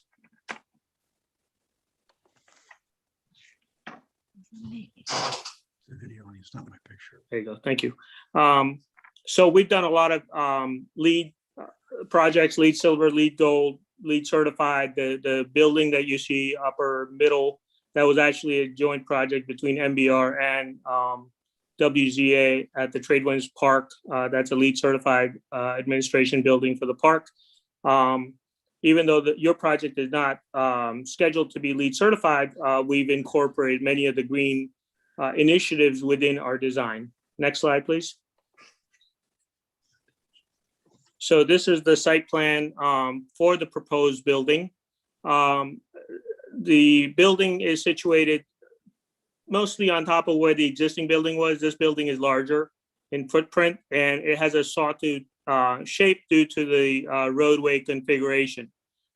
We created a plaza in the front with a drop-off area. We've also created a plaza between the new community center and the gymnasium, and a plaza in the rear.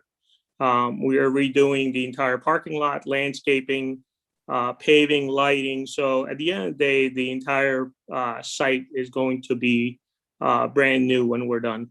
Next slide, please. So this is the plan of the first floor. You come in from the entry plaza with the drop-off area, come into the main lobby. Straight ahead is the banquet hall.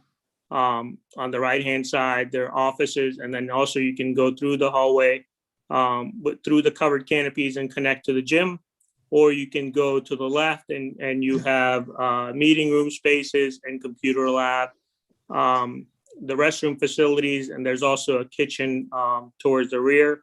And that kitchen serves the main building as well as the banquet hall directly. So you can have weddings, parties, and things like that, and that can be served directly from that kitchen. Also, all the way to the left are the dumpster and generator. So this building is fully served with a generator. Next slide, please.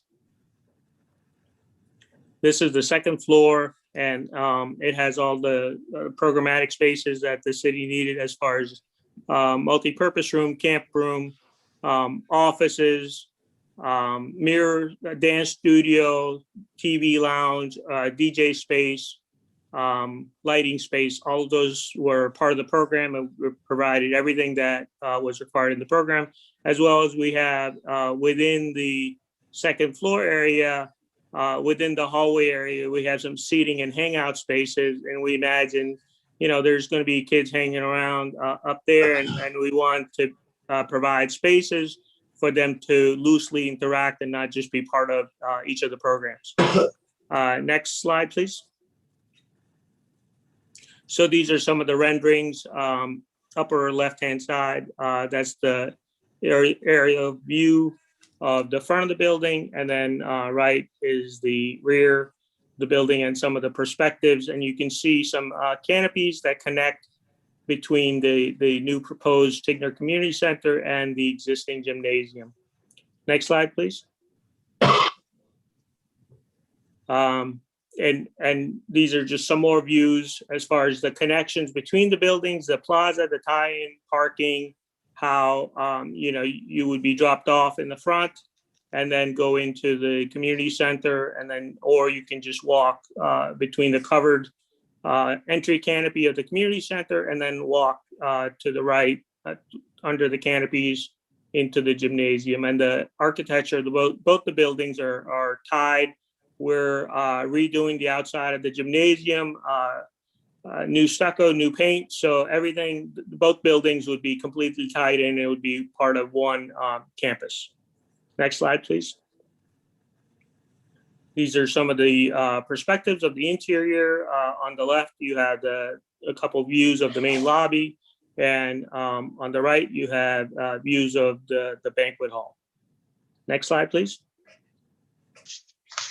So the design inspiration was the two newest community centers. You have Hillsborough Community Center and the Highlands Park Community Center. And those were, as part of the design criteria, those were some of the buildings that we were requested to look at and see if we could match some of the design detailing, and we have done that. Next slide, please. And you can see as far as the existing community centers as well as our proposed design, and they match up pretty well between the two. Next slide, please. So this is a diagram of the parking, drop-off, service, access, So the green you see would be the service access. The idea is that we would separate the public and the pedestrians from the service of the garbage, the catering trucks and all that stuff. It's isolated on the one side, and then we have the rest of the area for the public. Next slide, please. We have, different functions that between the main lobby, the plazas, all the functions are tied together to make sure that we have easy flow between the inside and the outside. We have side lights and interior windows to allow a lot of daylighting within the space, efficient ingress and egress. And then we have natural views, ample natural lighting and expanded space. And the idea is, a lot of the SEPTED principles we've incorporated to make sure that, there's natural surveillance, there is, no hidden corners, things like that, to make sure that it's a safe environment for everybody in the building and on the site. Next slide, please. So we had the design criteria, but we also took the liberty to provide some extras to the city, which we felt would enhance the project. And some of those items include a large entry plaza with decorative colored concrete. We have a special events terrace in the back of the banquet hall. So you can imagine if they're having weddings or parties, that space can expand to the rear. You can have different events outside. So it really helps expand the banquet area from inside to outside. We have north side facing gates with upgraded from chain link to aluminum picket, masonry enclosure, and gates for the dumpster and the generator. We're resurfacing the existing parking lot and restriping the parking lot. The lobby and the banquet hall, we have upgrading lighting fixtures and ceiling finishes, and you saw that in some of the perspectives we provided. Access control for all the doors, so you have the option of leaving them open or having them all locked down, and that's all for staff to control. And then also we have some large motorized operable partitions to be able to divide the spaces, the multi-purpose rooms into smaller rooms and have multiple activities going on at the same time. And these are all that we've already built into our pricing and our design. If some of these the city chooses not to do, then there's potential savings back to the city. And then for project delivery, we're proposing to accelerate the demolition of the existing and then pull an early start permit to be able to start the construction early, and then of course finish the overall project early. Next slide, please. And based on that accelerated schedule, we're proposing about a 600-day or 20-month start to finish project schedule. Next slide, please. COVID, we wrote all this stuff a month or two ago, and as you know, everything's changed fairly quickly. All the CDC guidance, the state, the county, all those are changing. But we felt that we show this to you, letting you know that, if it's something that continues to be an issue or comes back up later on, we certainly have the ability to deal with it in the design as well as the construction. Next slide, please. These are just some of the issues as far as the design, the finishes, the space layouts, things like that. Next slide, please. These are some of the COVID guidance for construction workers. Again, things are changing very quickly on this. So we will, work with the city and as well as look at all the CDC guidance in implementing any strategies for construction as well as design. Next slide, please.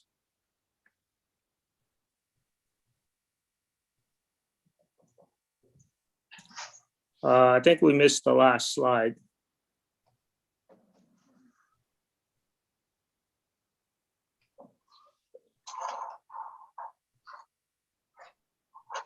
Is there a way to put the last slide on?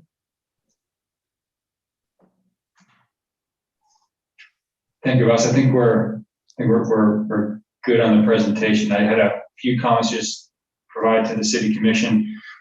in light of this presentation. You know, this is the presentation that was put together by the design build team to present to the city as their idea, and for which the city felt as though this was at least the best starting point. Of course, what we'll do from here is we'll be looking at hopefully some alternatives for the city commission, as we have done with our other projects, community centers that we've done, and get some input and guidance from. But this did go through a rigorous procurement process. They did ask for some oral presence. They went through the first initial review of the documents, and from there they asked for oral presentations. And I know that you've seen in the package the result of those, which is the item before you tonight. Any of us are happy to address any questions that you may have from here. Thank you very much. Commissioner Goudet? Yes, thank you. I guess the one question I have, Mr. City Manager, is about 2 years ago, we went headlong into a project with Siemens with regards to lighting and air conditioning and all of that to reduce the city's, carbon footprint and reduce our electric bills. Will this project also be included into that, or will at least the lighting and the air conditioning and all of that be on par with that project as far as that goes? Yes, and to be clear, this project is not part of the Siemens project. Understood. But the green infrastructure that we put in through the Siemens project will be built into this project. Okay, thank you. Vice Mayor Preston? How much of the existing parking will be lost with this project? I believe we're losing maybe about 4 or 5 spaces, which is right in front of the building, to create the drop-off and entry plaza that we were showing. Thank you. Commissioner Parnas? How much of the lighting will be by solar? We don't have solar lighting, but to answer the other commissioner's question, everything as far as the lighting design, the lighting controls, all of that is coming from Siemens, the HVAC system, the controls, the fire alarm, the security, the entire package. Siemens was integral to our design package, so we've worked very closely with them. Solar currently is not part of this project, but certainly if that's something that the city is interested in, we can look into that. I would appreciate that. Thank you. Thank you. Vice Mayor Preston. Well, I'm sorry, I'm going to go to Commissioner Grosky again, and then back to Vice Mayor Preston. You haven't spoken yet. Thank you, Mayor.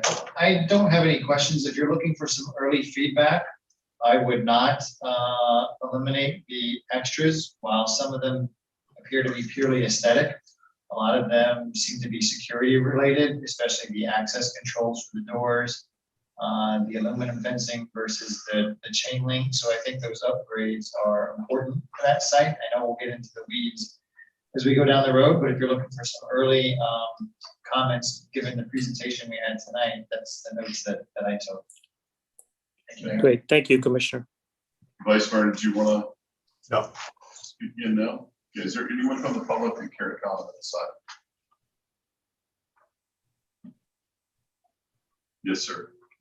Name and address for the record, please. Good evening, Mayor, council members. My name is Sam Furry. I'm principal PGL Architects. We were one of the competing firms from Gulf Builders, PGL. Just want to point out a couple things, and I think your staff did a great job. There was a 2-step evaluation. At the first step, which price was more of a component, we were ranked #1, and so I just want to point out that the base bid on this project, our team was $304,951 less. We offered a couple of value engineering ideas, which brought that cost to over $600,000. So just want to be aware that there's a difference of $600,000 by, based on your selection, and I think that that's a lot of money in this day and age. And we did meet all of the criteria. First time I got to see the presentation of the other firm, MBR. Very good job, very nicely done. I didn't hear them mention the Pioneer Grove design standards. Those were in the design criteria, and we paid a lot of attention to exterior materials being more maintenance-free, I think, in our concept than theirs. I just want to point that out. It's not that we're here for sour grapes, but to pursue one of these projects, it takes a lot of time, effort, and money. We invested a lot of money. We went after one of your other projects, and we were not the low price, and that was awarded on low price. So we thought that, again, you got a budget, you want to stick to it. But we are excited about the opportunity to work with the city. We're currently the architects on the GM Family Enterprises project, so we have a commitment, and we've enjoyed working with all your staff and all your departments for that project. So thank you. Thank you very much. Gwen Clark-Reed.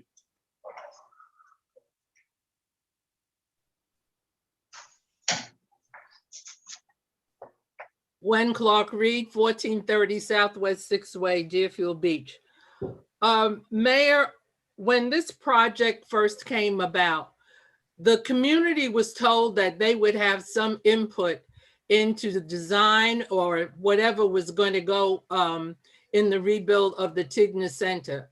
And I'd just like to know when is that going to take place? This site plan is being presented to you tonight. But I'm sure that that there are some changes that the community may want to see in this building. So I just want to know when that will take place. Also, what is a warming kitchen, and what is the maximum of the banquet hall, the maximum number of people in the banquet hall? Thank you, Ms. Reed. We'll get some answers for you. Anyone else from the public here to comment? Let's close it to the public. City Manager, I know you addressed part of this a few minutes ago. Go right ahead. Sure, just to reiterate, this is a design that was brought forward to us from the architect without any comment from the public or the city commission.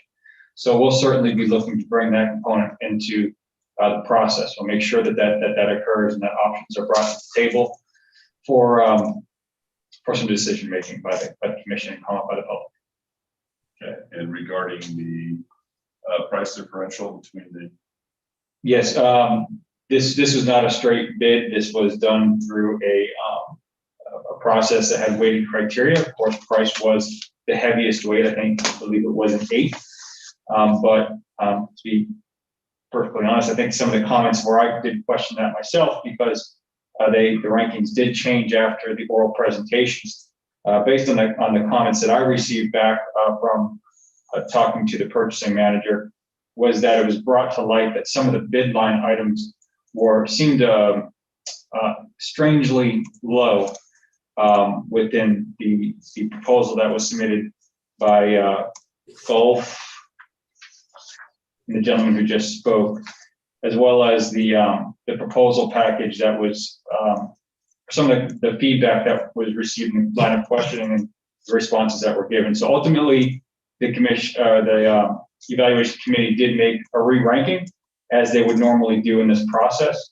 We did not receive any formal protests on this, and we're happy to do a debrief with the applicants, with the purchasing manager. Get that scheduled if you would like. Happy to do that. Thank you. Just some feedback. I do look forward to having some input as far as the design that's been presented, because I have my opinions on what's been presented. So for that will happen. Commission? Motion to approve.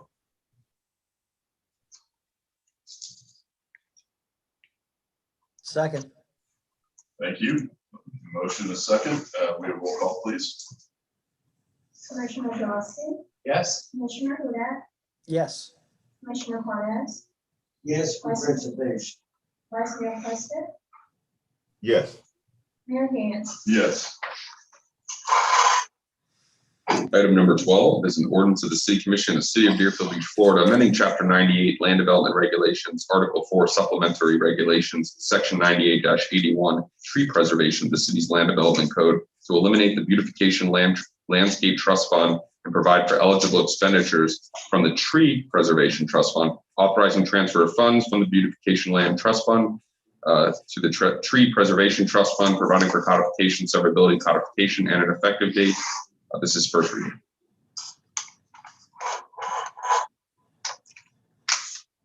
Good evening again, Eric Tower, Director of Planning Development Services, City of Deerfield Beach. You go to the next slide. So tonight we have an item on the agenda that seems sort of simple in its statement. We're asking to eliminate one fund and move to another, but I want to explain the reason for that and some of the justification to the costs. So there are two funds in the city related to landscaping. One is the Beautification Trust Fund, one is the Landscape Trust Fund. Beautification Trust Fund was created back in the day when the city had what was called a Beautification Authority, which was a board that met to approve items related to landscaping that were related to public streets and right-of-ways. They're also responsible for the annual tree giveaway. That board was dissolved, and in its place was the Community Appearance Board. However, the Community Appearance Board doesn't have those responsibilities. Those responsibilities are actually with the landscape architect of the city, Harold Hoyt, who's with Planning Development Services, and he handles development projects the same way any other one else within the city, where those items go through our procurement process, they're budgeted through our capital improvement program to come before you if they're over a certain price and things of that nature. So that's how the city does that work now. That fund still exists, however, that fund no longer has any income coming into it. So we still pay for items like our shade tree program and our annual tree giveaway through that fund. And we would like to expand some of our residential tree programs, really as a request from the commission that was asked for us to review and evaluate these programs. And we don't feel that the money that's currently in that fund would be sustainable for what we're trying to do. So our request is just to eliminate this fund, and it no longer has any income source, to transfer that money into the Landscape Trust Fund, and we can move forward. Landscape Trust Fund does have income source periodically. It does receive money for mitigation purposes, from development projects. It does receive certain dollars when it comes to code compliance issues. It does receive some dollars from tree permits and things like that. So that fund does receive money on an irregular basis, but it does receive money. So that is really what is before you tonight. But what I would like to explain a little bit is the reasons why and what staff is looking to do. So if you can go to the next slide, please. So our first program is the Shade Tree program, which is a very popular program for the city. We would like to expand it. One of the reasons why it's popular, but it's been struggling lately, is the program currently is meant for any tree that is supposed to be in the swale or front yard area of a single-family residential home that owns its own land. It's the real property, right? We'd like to expand this program further for single-family homes that may be an association that doesn't have real property, where maybe it's the association's property, to duplexes, triplexes, quadplexes, things of that nature, where landscaping is necessary, and we can still expand the minimum requirements, because the Broward County requires that every residential home have front yard landscaping. That's what this program is intended to do. So we'd like to expand this program further to allow additional residential development to be able to utilize this program for minimum requirement. So essentially what we'd like to do is double this program's cost. And what that means is we can get 2 cycles in a year of approximately 20 to 30 trees, sort of depending on how much those trees cost. And kind of getting to one of our bigger issues with the Shade Tree program, if you can just go to the next slide for me, is that unfortunately over the last couple of years, the cost of trees has skyrocketed, almost doubled, sometimes even tripled in price. This is really unfortunate because of the number of storms that have occurred in the southeast United States over the last few years. I mean, Florida was essentially devastated recently, with a storm that went straight up the entire state, and a lot of nurseries have been hurt by this. And so, 10, 12 years ago, the cost of an oak tree was about $150, and we were splitting that cost with the applicant, the resident. $75 from the city, $75 from the resident. Now today that tree costs $325. You can see here the pink tab costs over $400. What the city has done is we continue to charge $75 to the resident, or we eat the difference. And what we would like to do is essentially make this a 50-50 program, where we could provide for a variety of trees to be within this program, where we could still get a tree that might cost $150 to $200, that maybe is like a Simpson stopper or something of that nature, where it could still meet the requirement, but be less expensive, and still offer a more expensive tree. But what we request is that the resident pay the 50% of whatever that cost that tree is. And tree prices do go up and down. It is a volatile market. But that is something that we're asking to do, and that would essentially allow us to be able to utilize this program for more residents, because the city would be paying the difference. So that's the first part about that particular program. You can go to the next slide. So another program we do, obviously, is tree giveaway. I know prior to COVID, we've all been at tree giveaways and helped. This year we had a COVID-friendly tree giveaway. We gave almost 300 trees away this year. So it's a very popular program. We would like to double this program again and to offer it one more time, probably in the later year, October timeframe. And we'd like to offer it in a different location. So this program is always offered in the same area. We'd like to see if we can get this program maybe to the southern part or the western part of the city to maybe get a different group of residents who haven't used this program before and don't want to drive to the east side to use it. Like, see, maybe we can move this program around a little bit. The Arbor Day tree program will still stay where it is. We'd like to see if we can move it and rotate it around to other parts of the city with tree giveaway. Go to the next slide, please. So moving on to some new programs that we'd like to introduce. The first one is a tree bait, which is a fun play on words. Essentially, it's just a rebate program. We would offer this to anyone who goes to a nursery or a Home Depot and purchases a tree. If they provide the city the receipt for that tree, we give them $50 back. We would do this beginning of fiscal year until funds run out. So we're proposing $5,000 our first year. That's about 100 trees. So it's an incentive really for any tree in any part of the home you want to put it in. Front yard, backyard, it's not the issue. It's just an incentive for someone who wants to go and purchase a tree from the nursery. Go to the next slide. Our next one is sort of similar to what we do with the Shady Tree program with Right Tree, Right Place. Deerfield Beach has a fair share of overhead lines in residential area. They could be in the side yard, rear yard, sometimes even the front yard, and they pose a conflict with minimum requirements. So we have a situation with code compliance where they're required to move a tree, but they're also required to have a tree.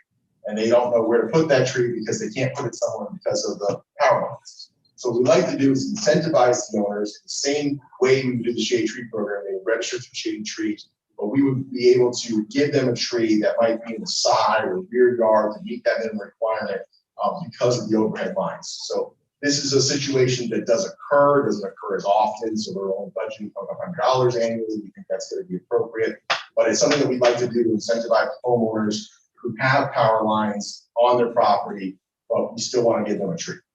Go to the next slide.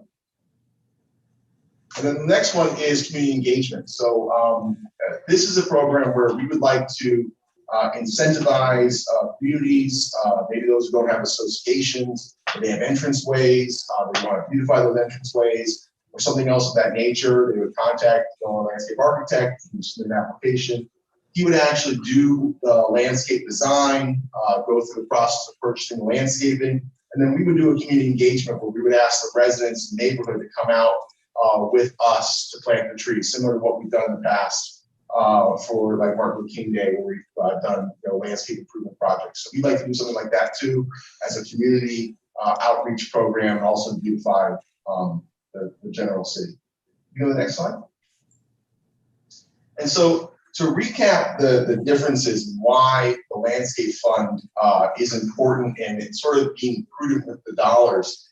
There's over $600,000 currently in the landscape trust fund. And it seems like a lot of money, but when we do large scale landscape improvement projects, they're a big chunk. And we don't do them every year, maybe it's every couple of years, but they are a large scale of money. And so just as a quick example, our Complete Streets project in Hillsborough Boulevard, it costs $250,000.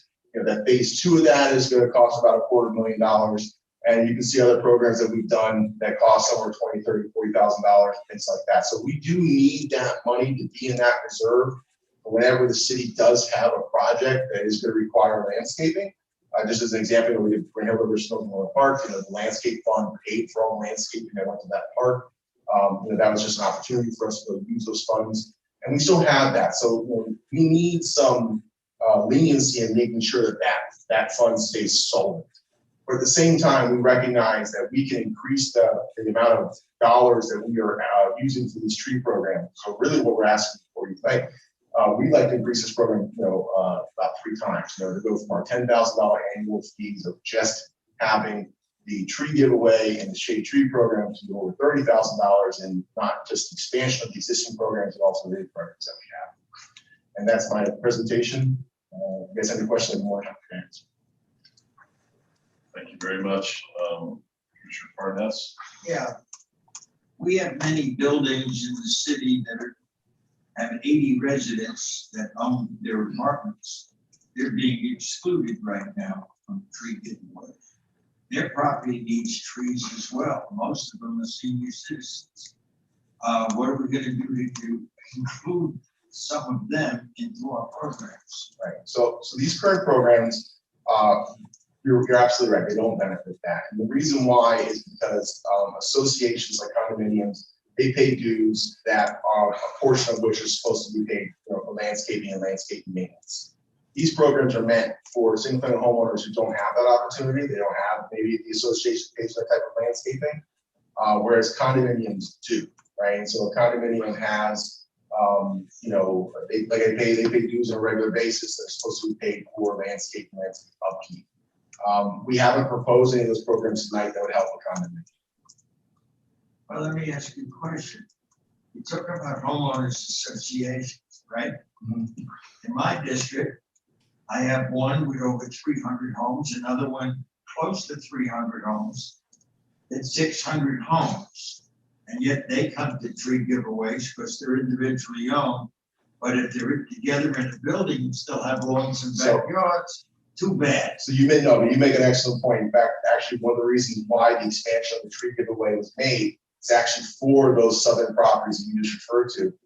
So you and I have dealt with the situation with some of our properties where they don't actually own the land; they own the building, right? Well, now those associations are eligible under the Shady Tree program, where previously they weren't.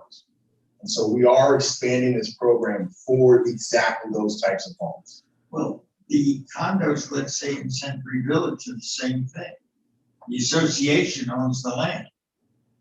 That is correct, but in the situation that we just referred to, those associations aren't responsible for the landscaping. They've made the homeowners responsible for the landscaping, and that's where we've had the situation that's occurred. They planted trees, where they shouldn't have planted them, and things of that nature. So, but again, it's really meant for single-family homeowners, duplexes, triplexes, and quadplexes. One other point: many of the buildings have only 16 apartments in them. They're 2-story. I've seen homes in Deerfield Beach bigger than some of these buildings. Why don't we try to include some of them?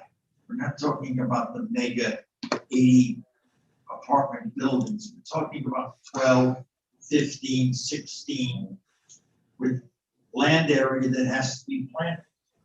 Well, tonight, we've asked to expand this program not just for single-family homes, but all the way up to quadplexes, because we feel that we can budget for that on an annual basis. I'm more than happy to come back and do that maybe after the first year to see where we really go with our budget, and to work with you on any other programs we might be able to do for multifamily property owners. Thank you. Thank you, Commissioner Grosky.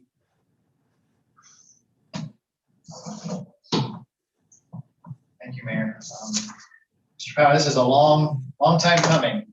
Yes, I know.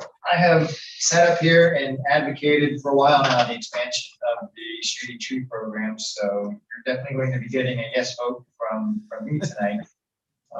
The one thing I'd like to see is that I initially struggled with, and you and I discussed this, in our meeting prior to tonight, was the new split. The residents are used to the $75 fee on the Shady Tree program, and now it's a 50-50 split. It may come as a shock to the system. So anyone in the program now, I would hope that that split doesn't apply to. It wouldn't apply for this cycle. We've been talking about the next fiscal year. But going forward, you gave me some math on the number of participants that we've had in the Shady Tree program and the cost of the trees that you had on your slide. 2 examples of what the trees cost. The fund, the $10,000 would go insolvent pretty pretty quick if we didn't do the math the way that you're proposing to do it. And the math that you're proposing actually would allow more residents to participate in the program because the city would not be needing such a large share going forward. So I do think that is equitable going forward to allow as many people to participate, and then new people in associations as well to participate under this program as well. So I don't want to harp just on the Shady Tree program, even though that's what I've done sitting up here over the years, because there's the other programs that you mentioned as well that are benefiting from tonight's suggestion is what you were asking us to recommend. So I'm all in favor. The more trees and beautification that we can do in the city, I think is a good thing. And I hope these incentives, the multiple incentives that we're giving the residents, that they'll take advantage of them going forward. I would ask, that our, that Rebecca's team get involved and promote and publicize these, because otherwise, I just don't want it sitting buried on our website somewhere. I want the residents to know that these are new alternatives that they're going to have going forward, and to get the word out. I mean, I have a newsletter in District 4 that goes out, but I mean, this is something that the residents in all districts need to be aware of. So if we can communicate with her team, getting that message out, I think that would be a good thing. Absolutely. And Mr. Hart and I have talked since our conversation. One of the things that we've sort of been limited to with the Shade Tree program is a set of very popular trees, right? Oak trees, tabs, magnolias that really everyone wants. We've been expanding that search now to looking at some Florida natives that also meet the Shade Tree program that are maybe less expensive. And I want to always have that option for any resident who has a budget, that there would be at least one tree on that list that would meet that requirement. Thank you. Commissioner Gross, you might remember that the previous board that existed, one of the worst kangaroo courts I've ever seen in any form of government I've been in. He sat in a meeting, he was an HOA president, I was the new commissioner, and they asked us to leave the room so they could discuss whether or not they would consider their project with taxpayer dollars. That was interesting. They actually would not even speak until we left the room. We didn't leave the room, so they didn't speak. But glad to see you go away. Good hard work. And when it comes to Shady, I figured you two would be two people that were very well qualified to be able to handle that. So, in all seriousness, thank you, gentlemen, for the hard work. Looking for a motion? Open the public. Oh, it's in the public. We can public care to comment on this item. I'm going to close it to the public. Commission. Motion to approve. Second. Motion and a second. All in favor? Well, there's some monetary involvement in this. Let's go ahead and do roll call. Commissioner Drosky, Yes. Commissioner Rea, Yes. Commissioner Parnas. Yes. Vice Mayor Preston, Yes. Mayor Dan. Yes. Thank you very much. Item number 13 is an ordinance of the City Commission of the City of Deerfield Beach, Florida, amending Chapter 66, Traffic and Vehicles, Article 2, stopping standing parking of the City Code of Ordinances to revise certain parking regulations and the parking citation appeal process, and for consistency with state law, amending City Code Section 50-133, metered and stickered parking for watercraft and watercraft trailers at Pioneer Park to revise the fines for unlawful watercraft trailer parking, providing for conflict, severability, codification, and an effective date. This is first reading. Staff. Thank you, Mayor. This is an update to our parking ordinances. We're trying to get in compliance with some of the state statutes. Well, actually, I should say not in compliance, but enact some things that are allowed by state statute as it applies to some of the violations that our parking enforcement officers are seeing out there, but yet cannot enforce. I know you've seen this item. It's not the most exciting thing in the world. I'm happy to do the presentation if you'd like, or address any questions. But I know we've discussed this on our one-on-ones. Okay. Is there anyone from the public who would care to comment on this item?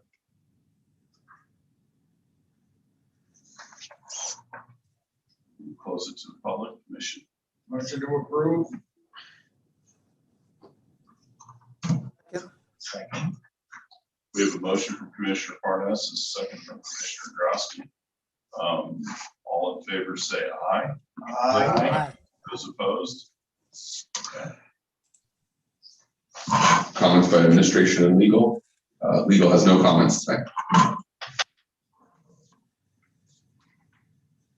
Community Mayor, City Commission, just one discussion item tonight for me. Just want to, as we did talk about before at the previous City Commission meeting, on June 1st, I would like to make a recommendation that we go back to having all the commissioners back on the dais. I've been working with staff to adjust technology so that we can still have the in-person component, but I think there's been a lot of value with Zoom for our various presenters, for staff, for the public to have this option still. So we're working through that, and we want to make sure that it's nice and solid by the time we get back to this adjustment. But I'd like to go ahead and implement that by June 1st if there's no objection. Furthermore, I do want to recognize that we've seen some changes with the state, of course, with the governor lifting and restricting our ability to enact any orders. And you're starting to see that really across the country. So mask mandates have started to been lifted. They're now becoming optional and only for those that have not been vaccinated, or the converse of that, which is if you've been vaccinated, you don't have to wear a mask. So, we're starting to see the swing of the pendulum in the other direction. And we are focused on CDC guidelines as well as what others are doing around us to make sure that we are doing the right thing for our residents, for our employees, and for the city. That's all I have this evening. Thank you very much. Okay, we took care of item number 14 earlier, so it's comments by mayor and city commission. Excellent. Let's go with District 1. Oh, thank you, Mr. Mayor. A couple of quick things. First of all, Ms. Tinsley, I want to thank you very much for your monthly financial report. I really appreciate that summary. It does help a lot, and it does keep us all apprised of the financial status of the city. So I really do appreciate it. The Youth Automotive Training graduation is this Thursday. So I hope they have a lot of graduates. Individuals of my generation were sold a bill of goods that you have to have a college degree in order to succeed. And I'm glad to see that, a lot of the trades are coming back, plumbing and welding and automotive training. So I hope they have a tremendous class, and I'm very proud of the individuals who are going down that career path. During our weekly report, I was reading it, and fire rescue calls for May 6th through May 13th. There were 219 medical calls in the city, 16 fire calls, and 37 accident calls in a 1 week period. So hats off to our fire department and our EMTs. I appreciate all that you do for us. BSO from April 1st to May 12th wrote 1,877 citations. We know that drivers are not as cautious as they used to be, and we see it every day. You hear it on the news. So I really appreciate BSO doing that enforcement, and we just got to keep doing it so that people start getting the message. Every day it seems we're hearing about a hit and run where there's a fatality or there's a very serious car accident. And anytime we can do an ounce of prevention with these citations, it's tremendously appreciated. And that's all I have. Thank you. Thank you very much. Let's go with District 2. Thank you, Mayor. I just want to let my colleagues know that the Juneteenth planning continues, and we're hoping for a very successful turnout with that. It was very difficult to really put this together, considering the pandemic, what would be allowed, what would not be allowed. But things have eased up a lot, so we're hoping that this will end up being a success. The Piker Rattler registration is still going well. We're very happy about that. And, you know, we think that there's going to be a lot of kids involved this year with the organization. Very excited about that. So are you ready for some football? Okay. We must work hard to support our businesses in the city, especially now. So many of our businesses have gone under. You know, when I'm driving and I see businesses, you know, with the paper in front or shaded out, I'm just astounded of how many businesses went under during this pandemic. Commissioner Drosky and myself had the pleasure of the grand opening over at the Cuban Cafe Express, and it was awesome. They were very friendly. It's the food is awesome. So I'm urging everybody to, you know, to go over and, you know, get some great Latin food. It's awesome. It just was an awesome time over there. The people were very, very nice. And it's right. I think it's 204 South Power Line is the address. It's where the old barbecue place used to be. I would like to thank Mr. Tom Good and staff. I'd like to thank BSO, Adam Hofstein, and others for helping to resolve a safety issue on Southwest 6th Terrace in the 1300 block. And here's what was going on. The residents in the area literally watched these guys just race up and down the street. And what they would do is take shirts and place over their tags. This is some of the video that I got. They would place shirts over the tags so you couldn't see it. And as they would come by, because they know that this was being reported, they gave the residents the finger. And but like I said, the people that I called before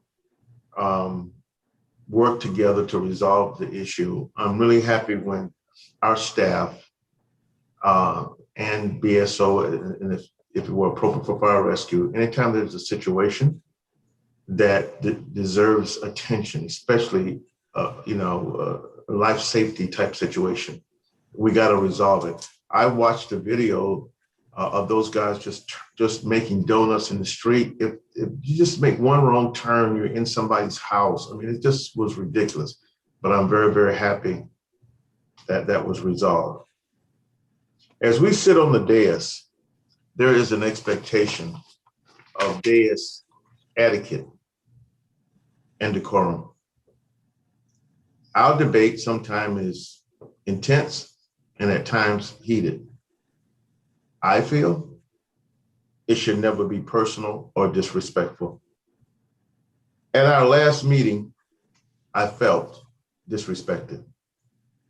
When I brought forth the idea of the $200,000 dedicated to the improvement in Mayor Howard Park, the money that would be coming from FARDR, the wheels of the conversation that we were having kind of fell off the wagon.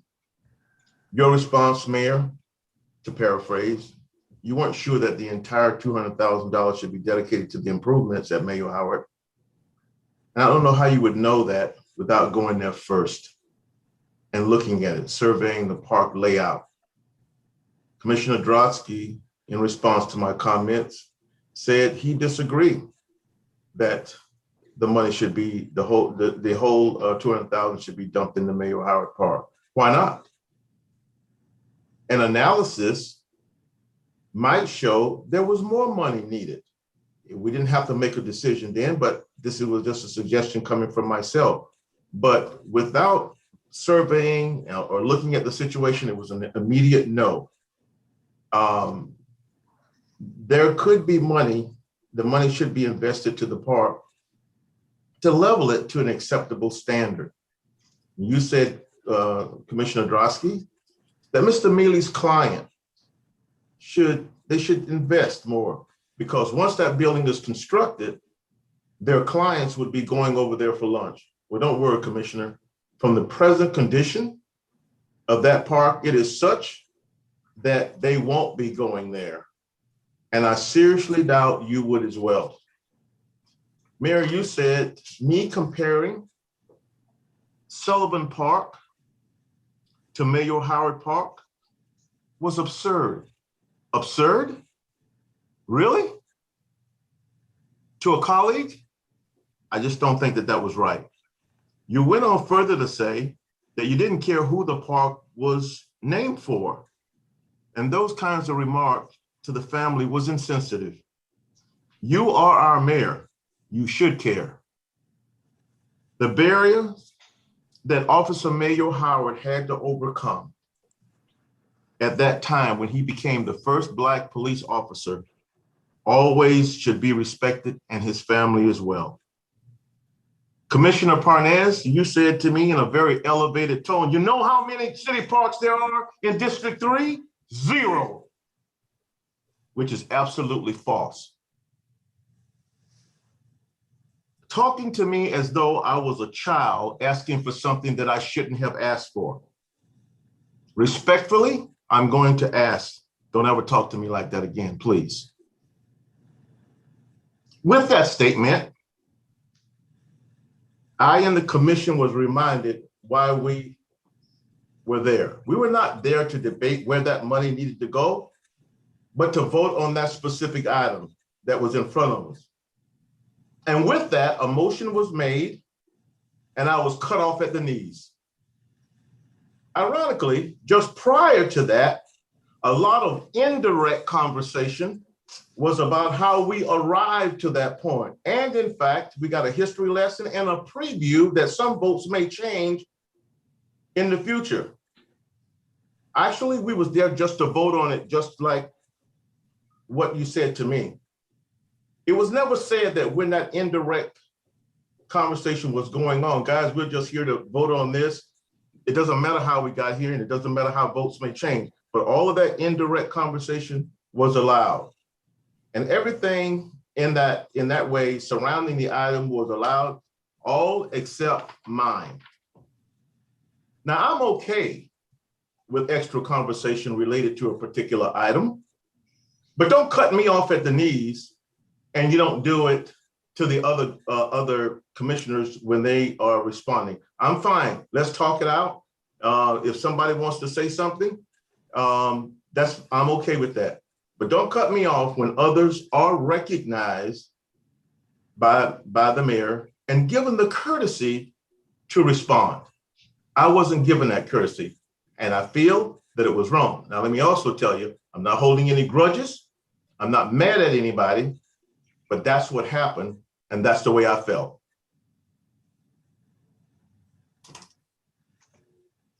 Thank you. District 3. Well, I do owe you an apology, Ben. I found out there is a park on 15th Avenue. It's a small private kind of park. My comment was based on the fact that we acquired 50 acres, naming it after one of our great commissioners, Marty Popelski, and it stays a vacant lot. Why? Because it requires an inordinate amount of money, as it was explained to me, to make it into a proper park with an easy egress to it. I accepted that. In the discussion with our city manager, he told me the only way that's going to be a park if we get private money to it. As far as a majority of all of District 3, the one city park is the little one on the end of 15th Avenue. We don't have a Pioneer Park. We don't have a Sullivan Park. We don't have a Makita Park. We don't have ball fields.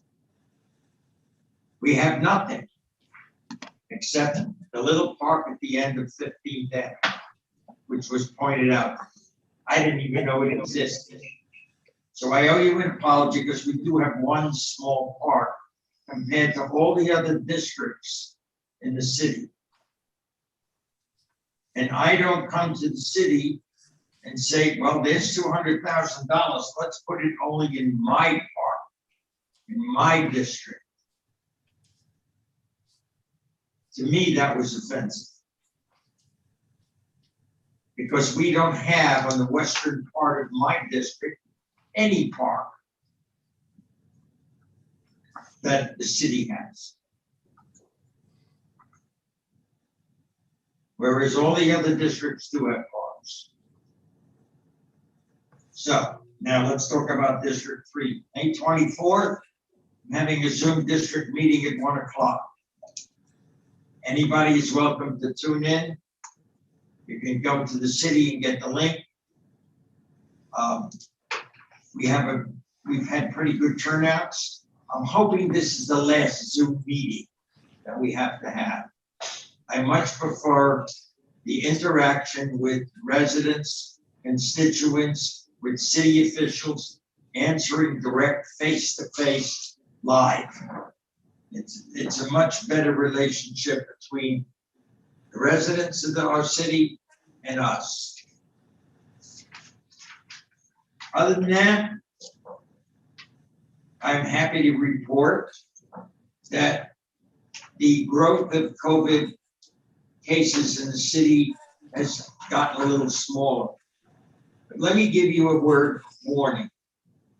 My brother-in-law was vaccinated, lives in Orlando, got COVID anyway and died. He didn't die from COVID. He died from the fact that his body was weakened by it enough that his heart gave out. He wasn't a youngster. Stop wearing a mask. I don't care if you're vaccinated. You don't know that the people that walking in the street that don't have masks and pass you by have been vaccinated. You don't know that some of your underlying conditions, if you have some, may cause you to be weakened enough to get the virus anyway, as I've known people who have. So play it safe for a while. We've worn these things for over a year. A little longer won't hurt us, but it might save your life or the life of those you love. Play it safe. Nobody's hurting for wearing a mask for the last year. So I ask you, think before you act. It's very easy. Well, no, this is this, and we can do that. He won't come to your funeral, but your family will. Please, play it safe. Thank you. District 4. Thank you, Mayor. Since we want to talk about parks in our commissioner comments tonight, I'll jump on the bandwagon. I was out this weekend on Hillsborough Boulevard and drove by the Quiet Waters Park and athletic fields. They are a disgrace, which is an understatement. Sod seems to be optional, and there's an overturned soccer net. The netting, half of it is decayed, the other half is just dangling off of it. If you're coming from the western neighborhoods into our city, and that's the first thing you see on the southern side, you probably want to make a U-turn and go back because the park just looks absolutely awful. So I don't know who's in charge of that, but it needs some serious attention, and just a little bit of TLC would go a long way. Secondly, last week, I, along with the city manager, attended a virtual town hall meeting by school board member Nora Rupert. See that 3 times fast. And I brought up the question to her at the end in her question and answer session regarding the, even though it was about the SMART program was the focus of the town hall, I did bring up the iguana infestation at the elementary school, and she said that along with the staff that was on the Zoom meeting, that the county has procured a new vendor for iguana removal, and that they would make I say elementary school, that's middle school. At the middle school, right? Middle school. Elementary school. Elementary school. I had it right the first time, elementary school. I even have elementary in my notes. Elementary school would be a priority for them. So, Mr. City Manager, I mean, your staff is eyes on the ground, so let's make sure that we hold the school board to their comments during that meeting. We both heard that they were going to give that their priority, because that is one of the concerns with elementary school that we've certainly heard over the years. Third is our next meeting is on June 1st, which is actually the start of hurricane season. It's hard to believe that it's here already, but it is. In fact, it's already started. I don't know if anyone noticed, but there was actually a tropical system in the Pacific already this year. So it has started, and it's supposed to be an above average year. Do your preparations now. Have your plan ready now. I know it's kind of cliche to say, but it truly is something that needs to be taken seriously. Do your tree trimming and your heavy yard maintenance now, so those bulk items can be taken away. I can't tell you how many times in the past several years when we have storms approaching that I see people doing the tree trimming and heavy landscaping for the first time, which then sits out at the curb, which is not picking up by the bulk waste department because they're not going to be driving in the storm. So do your planning and your preparations now, not only for you and your family and your loved ones, but your neighbors as well.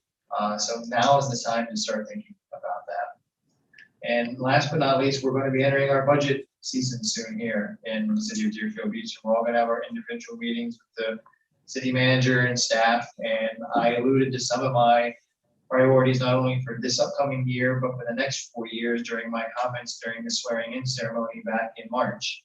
And I'm serious about those, and I intend to follow through. So I'm warning my commissioners in a nice way that we're going to have some robust discussion this year, and that I think we're all going to have our priorities going forward, some of them which I think are shared. But this is the time, and this is the year that I think that we're going to start putting some good things in place and moving Deerfield Beach in a very positive direction. And I look forward to having that conversation with my colleagues in the coming months. So with that, I have nothing further. Thank you. Excellent, thank you. I do want to thank BSO for the excellent job they've done in strong enforcement of traffic issues we've had all in district court, especially in the residential neighborhoods. To give you an idea of how severe the problem was, it wasn't so much speeding as BSO had determined, but the running of the stop signs, they were writing between 5 to 8 tickets an hour. And essentially the time that it takes to write a ticket is about 10 minutes. So you gotta figure as soon as they pulled someone over and completed what they were doing, they pulled someone over again. So this went on, and this was every time they were out. They did an outstanding job. I really appreciate it. And I hope the residents, one, will feel safer, and two, those that are breaking the law will curb their involvement on it. Unfortunately, I had the pleasure of being over on our beach on Sunday, and I witnessed right from one of the restaurants right next to our pier, 5 dogs on the beach. People smoking on the boardwalk, and all of that to me is just unacceptable. I've already talked to the city manager about it. Hopefully we can look at that and try to address that and get that taken care of. Tonight, we signed off on one of our capital improvement projects, the Tigner Center. And the Tigner Center was a project when we first approved all these capital improvement projects initially that were heavily criticized by a certain group of people in the city. I noticed they're not here tonight criticizing this particular project now, though they initially did. Clearly, they had never walked into the building and realized the issues that we have there at the Tigner Center, whether it be air conditioning not working or just the mere fact that it does not meet the needs of the community, considering its size and its age. Do a capital improvement project there. I'm really glad to see that moving forward. But it should tell everyone, when you listen to these few very small minority of people in the city, that were criticizing this project, they weren't criticizing it on its merits or with facts. They were arguing because they didn't like the people who were potentially going to get the project to work on. So they attacked them, and yet they're silent on this project now. It should tell you everything about what their arguments were. It was personal attacks, and it had nothing to do with the merits of their arguments. And I'm glad to see us moving forward with this project. There are 3 capital improvement projects in the city that we've moved forward on. We've been working on for a few years. This building that we're in right now, the Center for Active Aging, and the Tigner Center. Those are 3 facilities. 2 of those 3 are in District 2.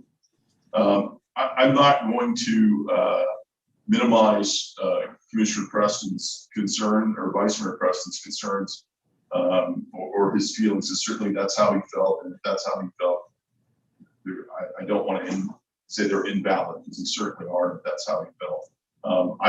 I did not feel that etiquette or the quorum was broken in any way. And I did not feel, I certainly didn't do it on purpose, and I never intended to be disrespectful. There is a difference between being disrespectful and disagreeing. And I think there seems to be some blurred lines in consideration of the conversation that took place that day. It is my job as the mayor and who runs these meetings to keep the meetings on point.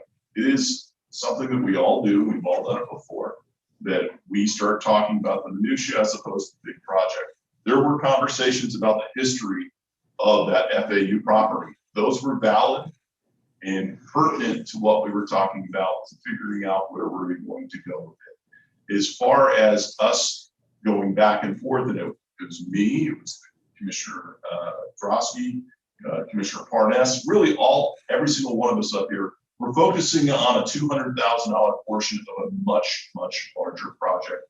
We were focusing on a tree and losing sight of the forest. It's my job to get us back on track. I didn't feel that I did that to Vice Mayor Preston any more than I did to anyone else. That was really something for all of us to move away from that, because at the time, I did feel that we were making a decision that potentially could have locked the center and how that money went.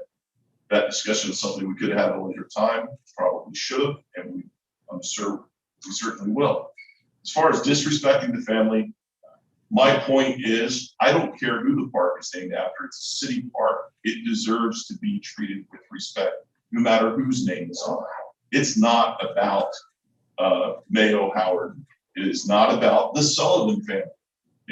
What if the Sullivan family was insulted by the comments by the vice mayor saying that, well, if this was Sullivan Park, as if they're giving favorable treatment over an African American in the city, which is what the tone of the comment was. Yes, I have a problem with that.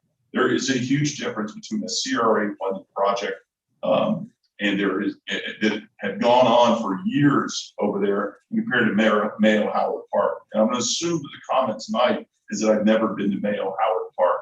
I have. I've seen it. I know exactly what the problems are there. I know exactly what they are. And that's why I said not all of the money needs to go into Mayo Howard Park. You want to expand the parking lot, you're going to lose green space to put in an expanded parking lot when you have a very limited space over there. My suggestion was the money needs to go into the area, which means lighting along the sidewalk, which make a lot safer for people as opposed to spending it all there. It's my opinion. I still feel that way. I'm not saying that we shouldn't put money into Mayo Howard Park, but there are other areas in that area that can be improved upon. It is not a slight to Mayo Howard, and if anybody wants to make hay about it, I'll be happy to discuss it with them. It's about, I don't really care who's named after. No parks can be treated differently, because that means you're going to treat a park named after somebody that you don't like differently than you would about someone that you do like. And that's where I don't want to get into. It doesn't matter as far as I'm concerned. It's not being disrespectful to someone who rightfully should have had a park named after them. I'm going to say this. I am growing very weary of divisive commentary up here implying that District 2 is treated different or poorly in the current atmosphere we're in right now than any other area in the city. It's simply not happening. 2 out of the 3 capital improvement projects we have in the city of Deerfield Beach are located in District 2. The last two community centers that we have in the city of Deerfield Beach are located in District 2. The last playground that was built from scratch with volunteers over next to one of those facilities is in District 2. We're spending close to $1 million on improved fencing along Dixie Highway, which we were heavily criticized for because people didn't feel we should be beautifying that area. This commission said, no, that's what we're going to do.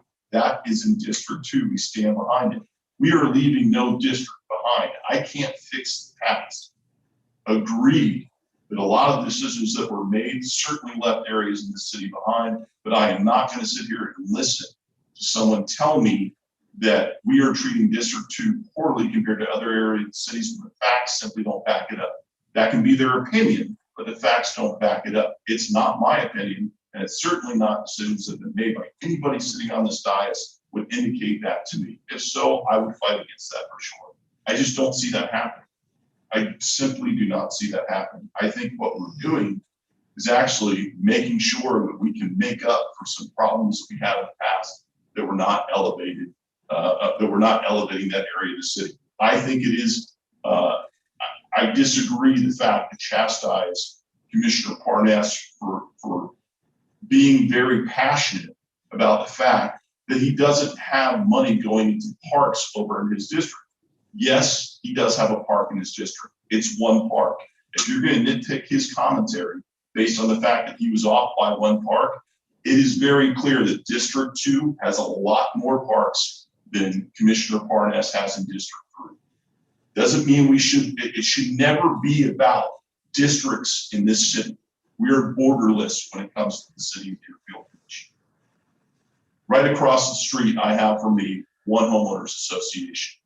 2 houses over, or a block over, I have a different homeowners association. That whole quadrant up there does not fight amongst itself, saying we live in different areas. We are all together. No one walking down from Hillsborough Boulevard can tell me when they've reached the corridor of District 4 into 3 into 2 into 1. What we are is the city of Deerfield Beach. I would prefer us to focus on that as opposed to constantly trying to bring up past issues that we are doing everything we can to correct.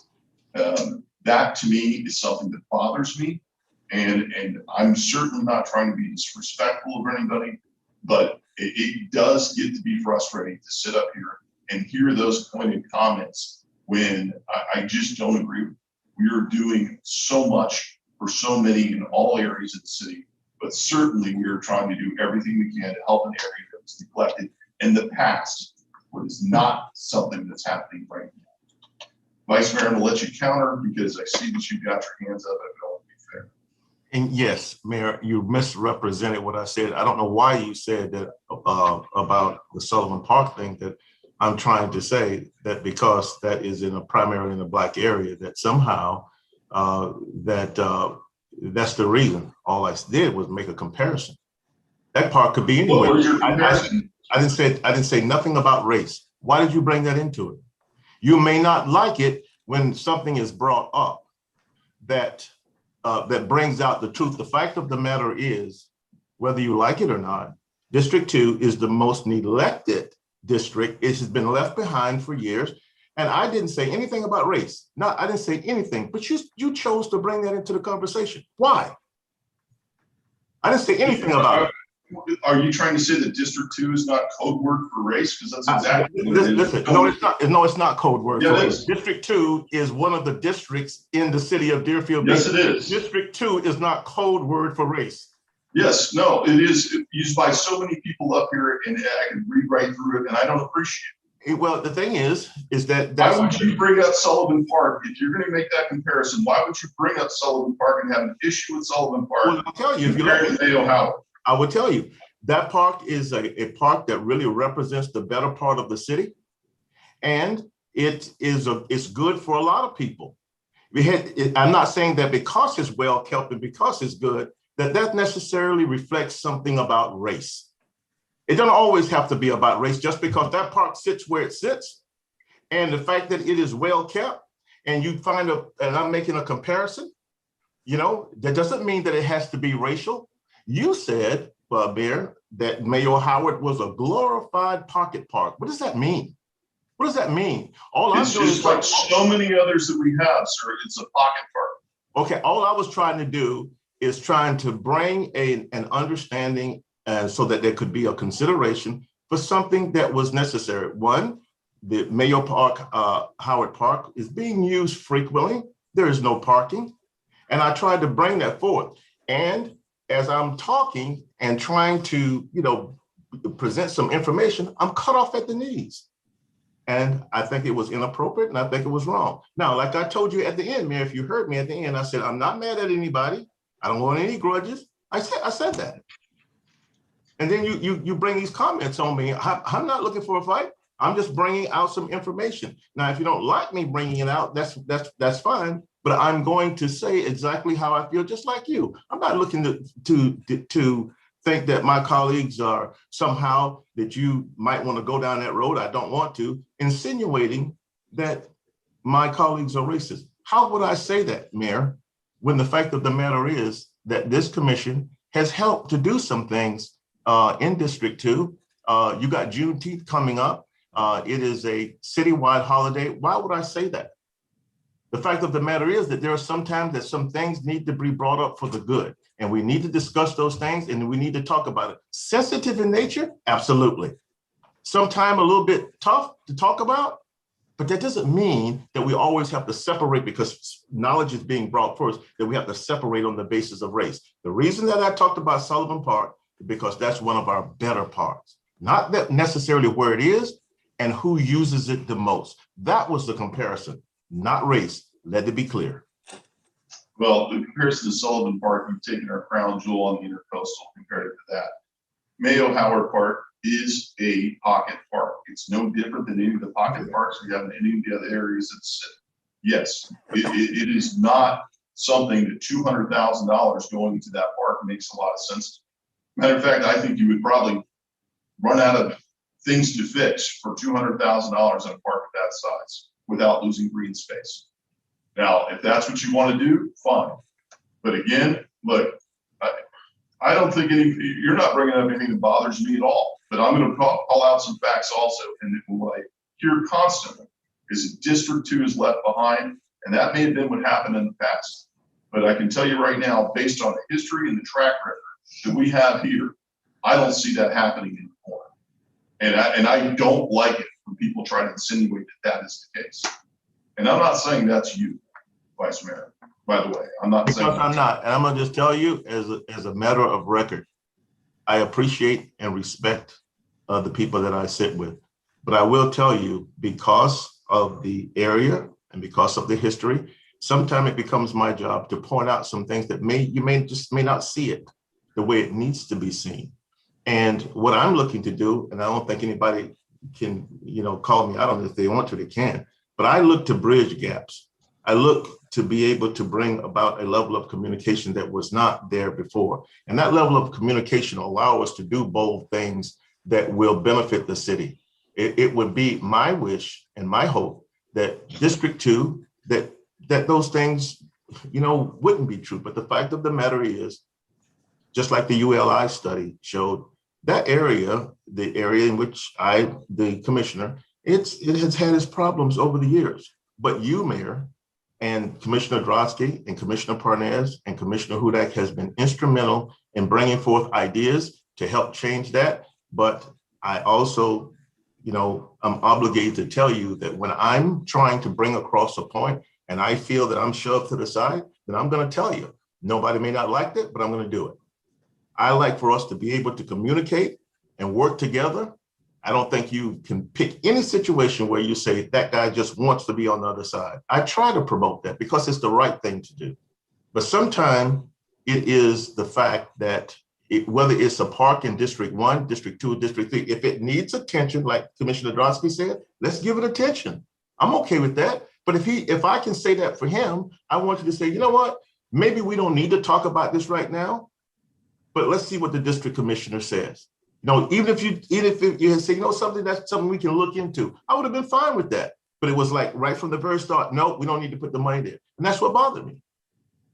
Well, I will say whether That's still my opinion. We don't need to put all that money in there, but certainly, but I did not mean to, if you felt that the timing of that was to cut you off, that was certainly not my case. And for that, I will apologize. It was more trying to get us back on track and not get us lost in the weeds on that. But I can see where that may have been interpreted that way by you for sure. And all of the feelings you've got here tonight, Vice Mayor, I'm not trying to invalidate them. I have my own feelings and my own thoughts. And there's no grudges. I think one of the best things about working with all of you is we can hash this kind of stuff out like we just did right now, and it's all good. When we walk away, and what we did is probably illuminated some stuff and opened up our eyes to some blind spots. So that's always a good